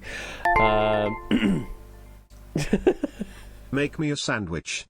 What? No, make it yourself. Sudo make me a sandwich. Okay. Now here's the eternal question, because I used a variation of the word. I'm wondering how people actually say it. Do you say sudo or do you say sudo? I'm very curious for those that use that particular command. Do you say sudo or sudo? I'm very curious. Singing wakey wakey wakey rise and shine. The big breakfast is the only way to dine. So GIs went with option 1, which is the same. Same with Proogs. Oren does sudo, okay. Jake with do. Majority say sudo. Very interesting. Sudo. Now I understand why people say sudo, because it's super user do. That's is a the derivation of the name, super user do. But it's kind of like why is it GIF and GIF? Because like it's the graphics interchange format, so it's a G GIF, but then some people argue no, it's GIF because it sounds better as GIF. So yeah, sudo. It's easy to it makes more sense to say as sudo, but it makes more logical sense to say sudo because that's what it does. And then there's SQL and SQL, and I'm not even getting into that debate there. The man who invented GIF says it is GIF. I will die on this hill. Some people are wrong. I've opened up a can of worms here, folks. I need to configure the grid for tonight. Let me go to the grid configurator and set up what we've got for tonight. Where is the grid configurator? There it is. We'll go for a configuration that looks a bit more like that. 8, 9, 10, that's 16. Let's do that and that. No, what? Let's do that and that. 6, 10, 16. That's still 16. And we'll do that up to that. And we call it there. Fantastic. What's going on with the SQL stuff? So SQL, I do pronounce like sequel. So does GIs and so does Dalton. And I'm weird. I do say SQL. I say them individual letters because for me it doesn't make sense as sequel. As squirrel, I've heard of squirrel before, and I don't get squirrel for SQL. That's a really weird one. I do say SQL out as individual letters, and I know that baffles a lot of people's brains. But yeah. Well, that's the thing, is if you say it's SQL, then you're saying it's an initialism. If you say it's sequel, then you're saying it as if it's an acronym, in a way. But then you're inventing extra letters in the middle to make it an acronym. It's weird. Anyway, but see, it's squirrels. That's. I mean, they're neat. Yes, Riff. I concur with that fact.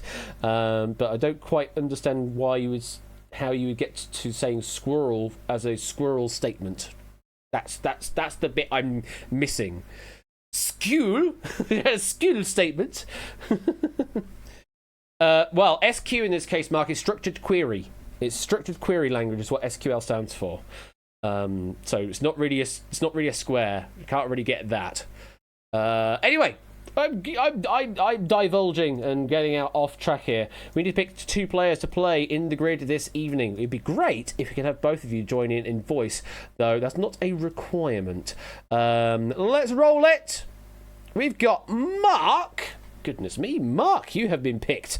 And you'll be facing off against Dalton. Mark versus Dalton in the grid this evening. If you want to join in voice in Discord and play that way, then we can absolutely do it that way.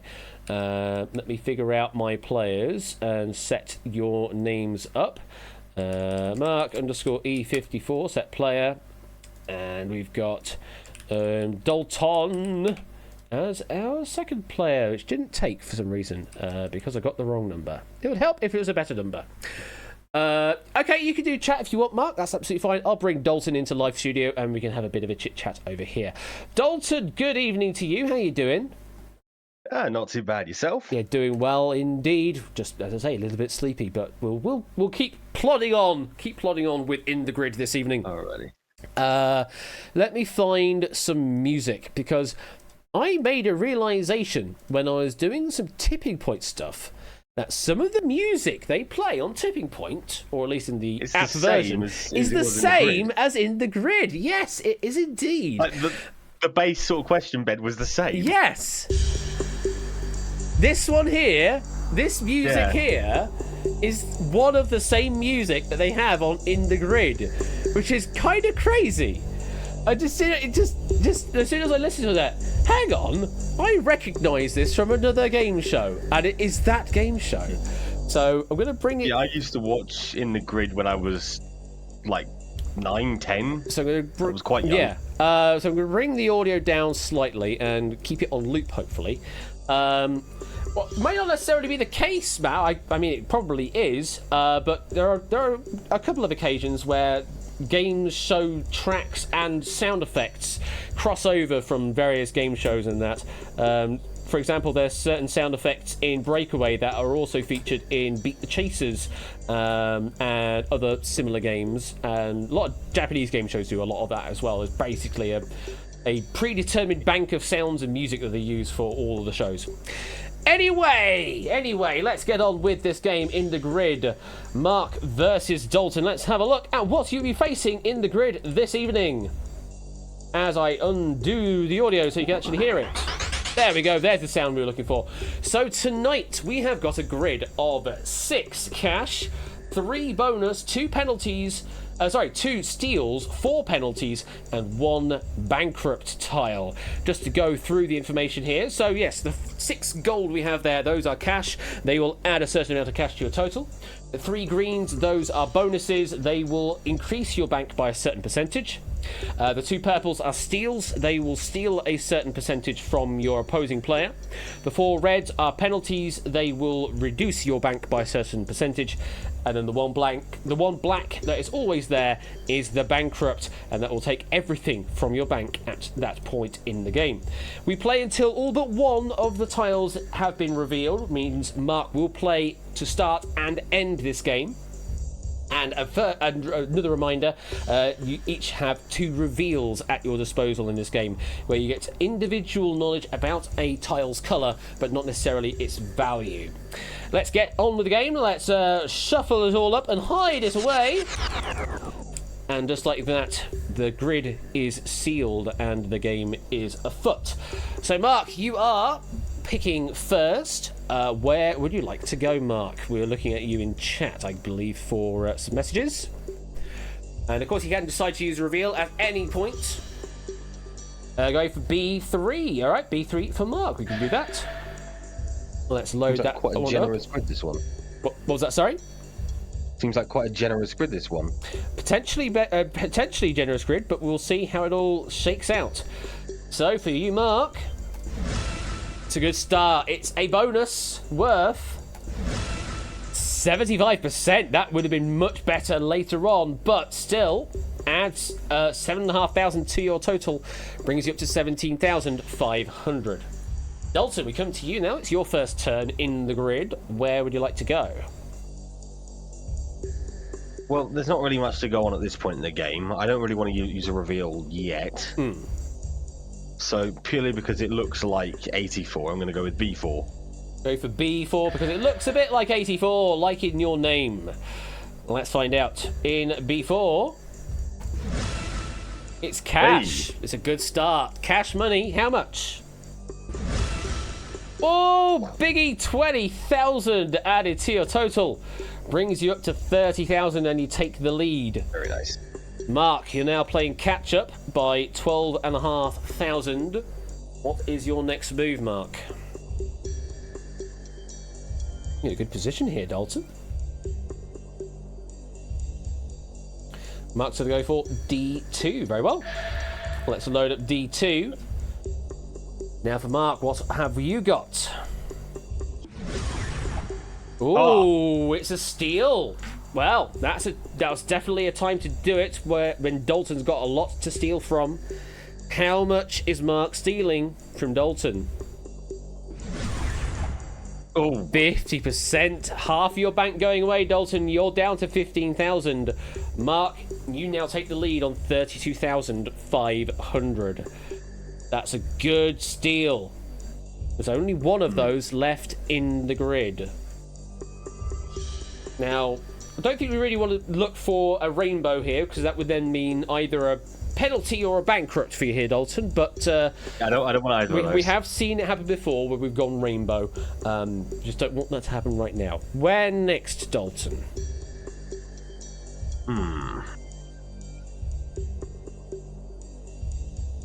Let's go A1. Hopefully it's an A1 square for me. A1, okay.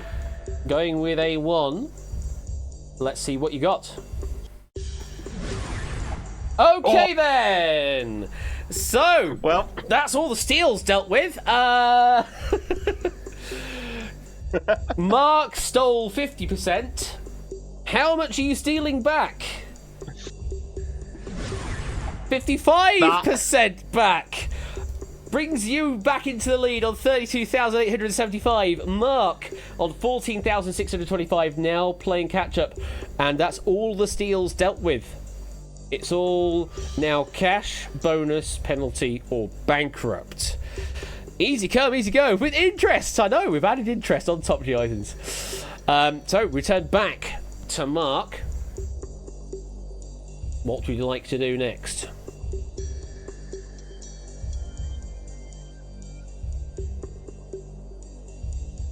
You know what? I'll probably get a whisper window ready to you in Twitch, because that'll probably be the easiest way to send extra information to you. Odds are slightly on your side, says Mark. Interesting. Going with C3.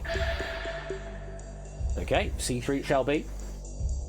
What is in C3 for Mark? It's another bonus. We haven't hit a penalty yet right now. We haven't lost any cash in the game. How much is this bonus for you, Mark? It's a whole doubler. It's 100% bonus. But it's not enough to take the lead. You're just shy by a couple thousand. 29,250 is your total, Mark. Dalton, you still have the lead on 32,875. But we do have quite a bit of cash now in the game. Just a shame you can't go stealing it anymore. Where's your next turn, Dalton? So I'm going to play a reveal. Okay, that's fine. And I'm going to take a peek at C4. Peek at C4. Peek at the explosive tile. Okay, so I'm going to send you a message on Someone Discord. has to make the joke. Yeah, I'll send you a message on Discord with the colour information of this tile. So for you, the colour but not the value of C4. And there's your information for you. So, bearing that in mind, Dalton, what do you want to do?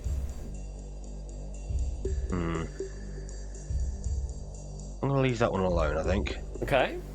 So, where else are you going to play? Let's take a crack at B1. A B1. Let's go over to B1.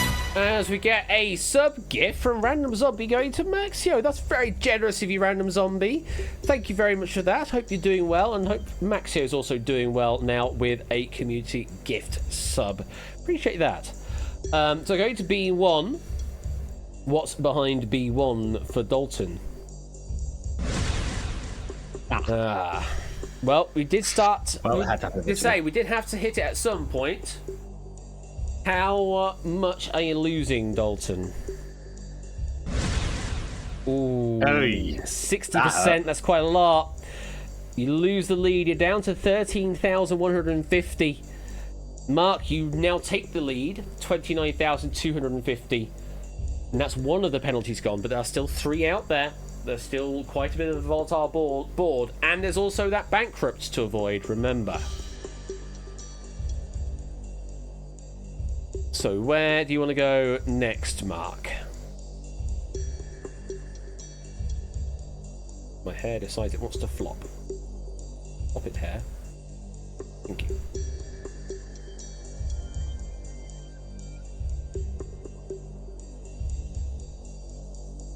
Where would you like to play, Mark? You want to do a reveal? Okay, I'll get the whisper window in Twitch ready. And we'll reveal for you the colour but not the value of, just check, D4. Okay. And there's your whisper message. With that information in mind, Mark, what would you like to do?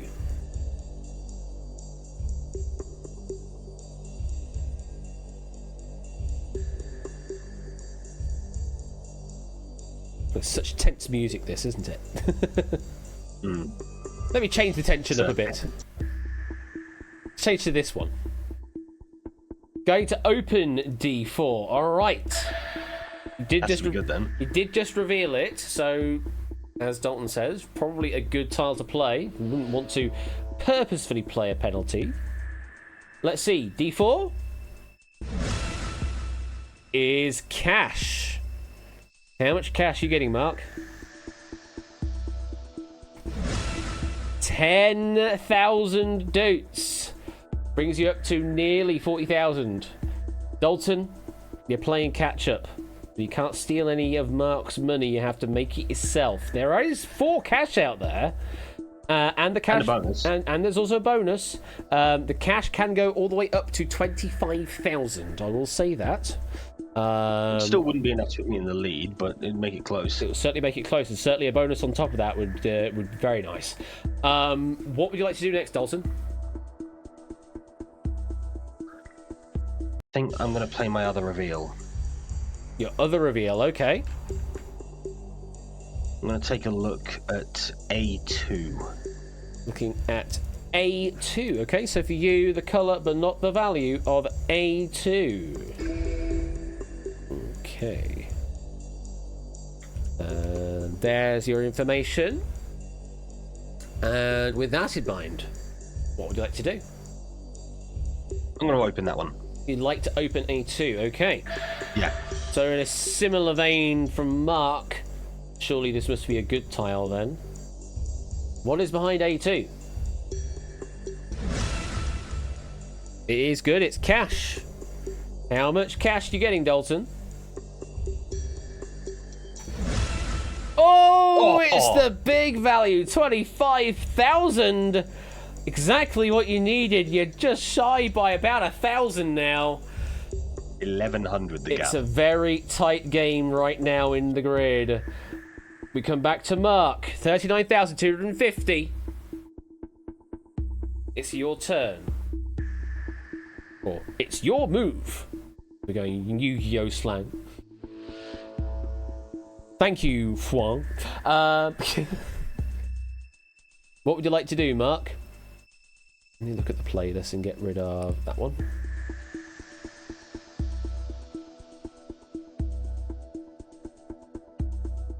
Using your second reveal, okay? All the reveals getting used now. So for you, you want to reveal C1. So for you, the colour but not the value of C1. Okay. And there is your information.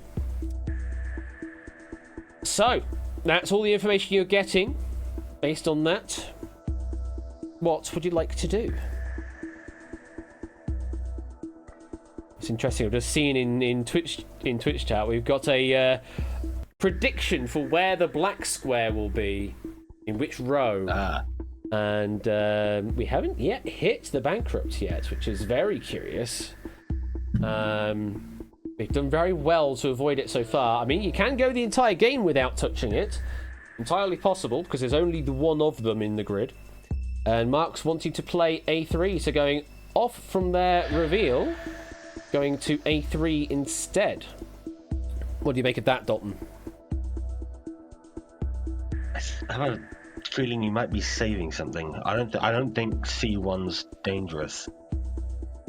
Okay. Something. I just got a feeling about that. I don't know why. Okay. Well, we're going to play A3. For Mark, it's another bonus. Oh, there we go. We seem to have a bonus column going on right now. Mark, how much of a bonus are you getting on top of your 39,000? 80%! Wow. What a big bonus that is! And just like that, just like that, up to 70,650 right now, Mark. Big totals. But we are looking at a very precarious situation. There are still 3 penalties and 1 bankrupt.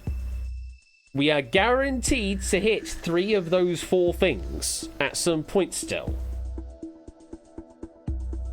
We have to play all but 1 tile. So we have to hit at least 2 penalties. And then either 1 penalty, 1 bankrupt. Or we could hit all 4 of those. It is your move, Dalton. What would you like to do? I'm gonna play C4. Oh, you're playing the one you revealed earlier? Yeah, I held on to this one. So a good value in C4. Well, good colour is potentially what you know. Don't know the value of it yet, though. So inside the explosive C4 was cash. How much cash are you getting, Dalton? Okay, here's something. 7,500 dudes. Brings you up to 45,650. And we seem to have a bit of a cash column developing as well alongside the bonus column, although we are out of bonuses now, so we can't complete that line. But we do still have 2 cash in the grid still. But as you can see now, the penalties outnumber the cash, and you also have the bankrupts to consider. And you have to lose some cash at some point. You have to decide to do that at some point. But will the cash outweigh the penalty hit, depending on when you decide to do it? Mark, it is your turn. What would you like to do?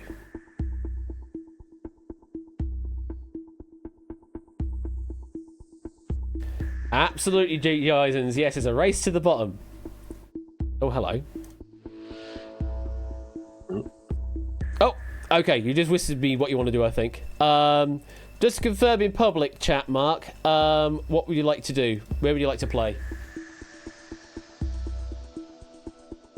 B2. All right, we can do that, and I can confirm that is what Mark said in whispers. B2. Mark. Going for B2. We know that there is 2 cash out there. We know that there are 3 penalties, and we know there is a bankrupt to avoid as well. Here we go. It is a penalty. We have to get through it. How much are you losing, Mark? 30%. It is on the low side of the penalty. In fact, it's the lowest a penalty can be in tonight's grid. Brings you down to 49,455 with a slim margin still ahead of Dalton on 45,650. Dalton, we turn back to you. This is your penultimate turn in the grid. Right. There are 2 cash. So 40%. 2 chance I hit penalty something good here. and 1 bankrupt. Odds are I'm losing money.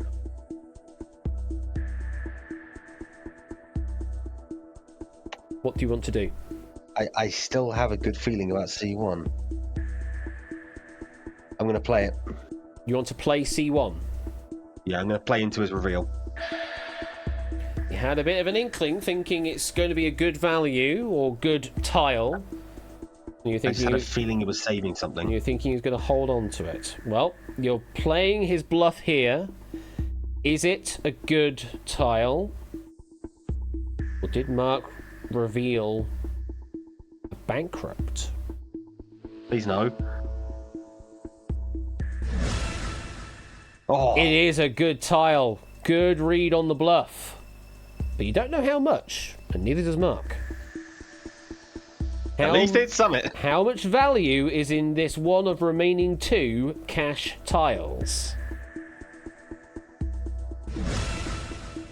22,500!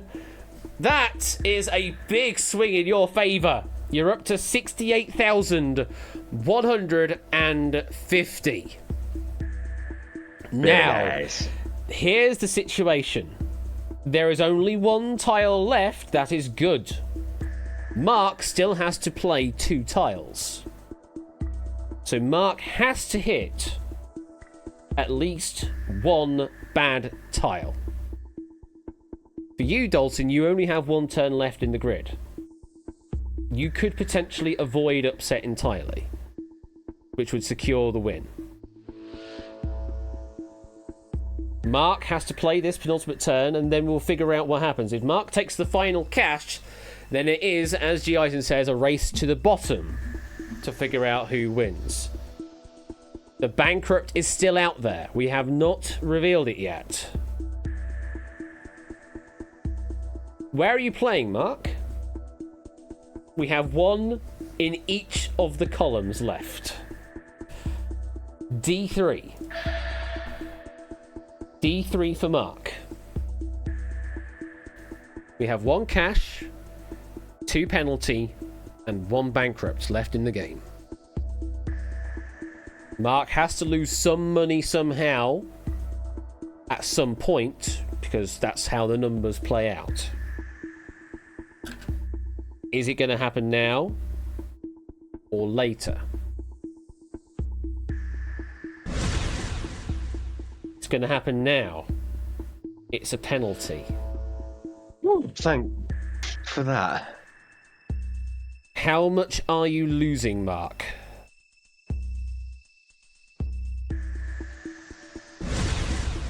%75%. 3/4 of your bank just gone like that.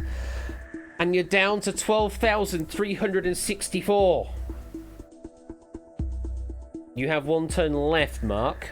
And Dalton, this is your final move. 1 will secure the win, and that is the cash.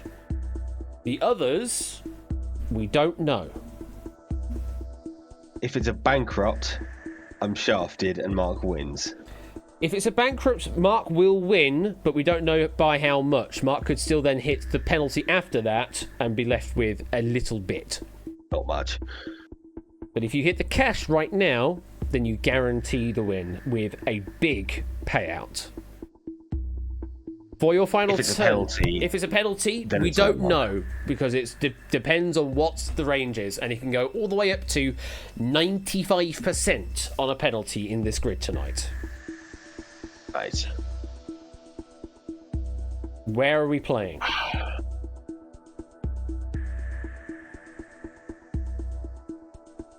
Oh dear. It comes down to this. It does. I'm gonna hope to high hell that we do in fact complete that tower, and I'm gonna play A4. Click on the whammies, click on the whammies. You want to play What? A4? 5th Twitch baby. Yeah. It has been locked in.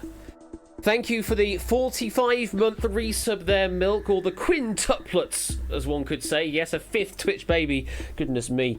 Very fertile lands around here. Thank you very much for the 45-month resub, Milk. Appreciate that. I hope you're doing well. So, you've gone with A4. Hoping that the preceding 3 yellows are leading to one final yellow in the corner. If this is the final cash, then you have secured the win, Dalton, and we don't even need to play the last turnout because we only pay out to the winner, but we'll do it for shiggles anyway. If this is a penalty, then it depends on how severe the penalty is. If this is a bankrupt, then Mark will take the win, but by how much we won't know until we play it out. Is it weird that I'm kind of shaking? It's amazing the amount of tension I can draw out of this game. A little bit. Considering there is literally nothing on the line other than some virtual currency. We can draw out so much tension out. This is what I do, I get too into things. A4. For Dalton. No breaks low, Luke. And we'll reveal what's behind. No, we won't do it after the break. We'll do it now. Because it's got 11 PM. It's the final cash worth the minimum 2,500, but it's good enough to secure the win for you, Dalton. 70,650 will be paying out to you right now. There it is, paid out to Owen Dalton. 70,650. Mark, if we were still in Good play, game, Mark. what would you have played just to see what your final total would have been, Mark?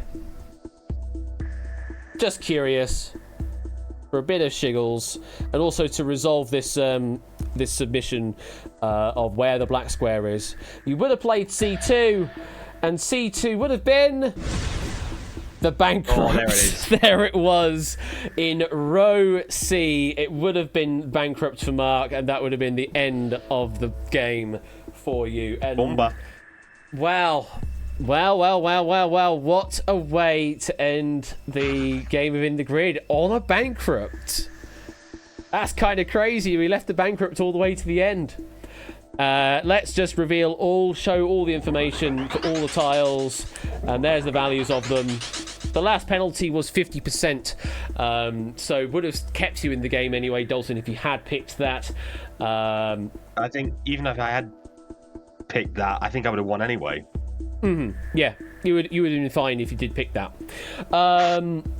So that was the grid this evening. Thank you very much, Mark and Dalton, for being such wonderful contestants. And I hope you had fun. Yeah, it was fantastic. GG, Mark. Yeah, it was a great Good game. game. Great game, that. Have a good rest of your week. Have a good weekend, Dalton, and we'll see you later. Yeah, I need to go because I have a race tomorrow. Oh, go and do the race. Go and do the thing. Take care. Go do that. Have a good one. Bye. Bye. Oh, what a lovely game that was. And let's put some other general tension music up instead. So I hope you enjoyed In the Grid. A nice closing game that was. Wonderful tension as well. Came down to the final turn on the grid. It's kind of funny how that happens. It's almost like they designed it as such. What have we got for you for the rest of this week in quiz? Well, tomorrow evening at 8 p.m, you've got Mr. Royal Flush hosting some more quiz. And on his stream tomorrow evening, you have the following to look forward to. You've got Battlefront, Danger Zone, and The Abyss. It's the games of 2 words, apparently, tomorrow evening. Battlefront, Danger Zone, and The Abyss. Then on Saturday night after that, you'll have JB with Wheel After Dark in betwixt a Quarren stream, the game show as well. Though JB is also on tonight with some Halo, literally right now. In which case, we'll go and raid over to you, JB. We'll do a bit of a raid over to you. So a bit of Halo, or presumably part of C365, and we'll be doing some Legend of the Hidden Temple ranking this evening as well over on JB's side of things. As for me, next Wednesday, what have I got for you next Wednesday? Have a look at my schedule. We've got Relativity next Wednesday by David J. Oh, that's going to be a wonderful game, that. So that is the main game we've got for you on Wednesday. Just the one. So it's going to be a bit of a more chill affair next Wednesday. And then after that, on next Friday, we've got more 1000 Heartbeats to look forward to.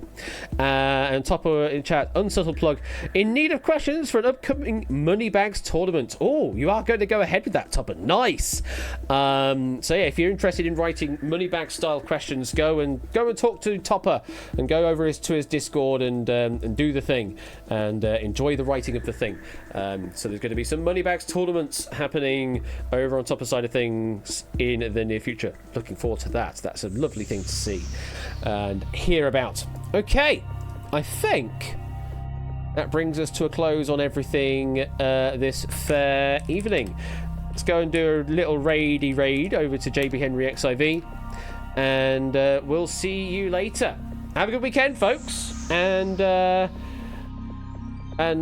before I do go away, after some of the stuff that's been happening in the politics this week, trans rights. Take care, and we'll see you soon.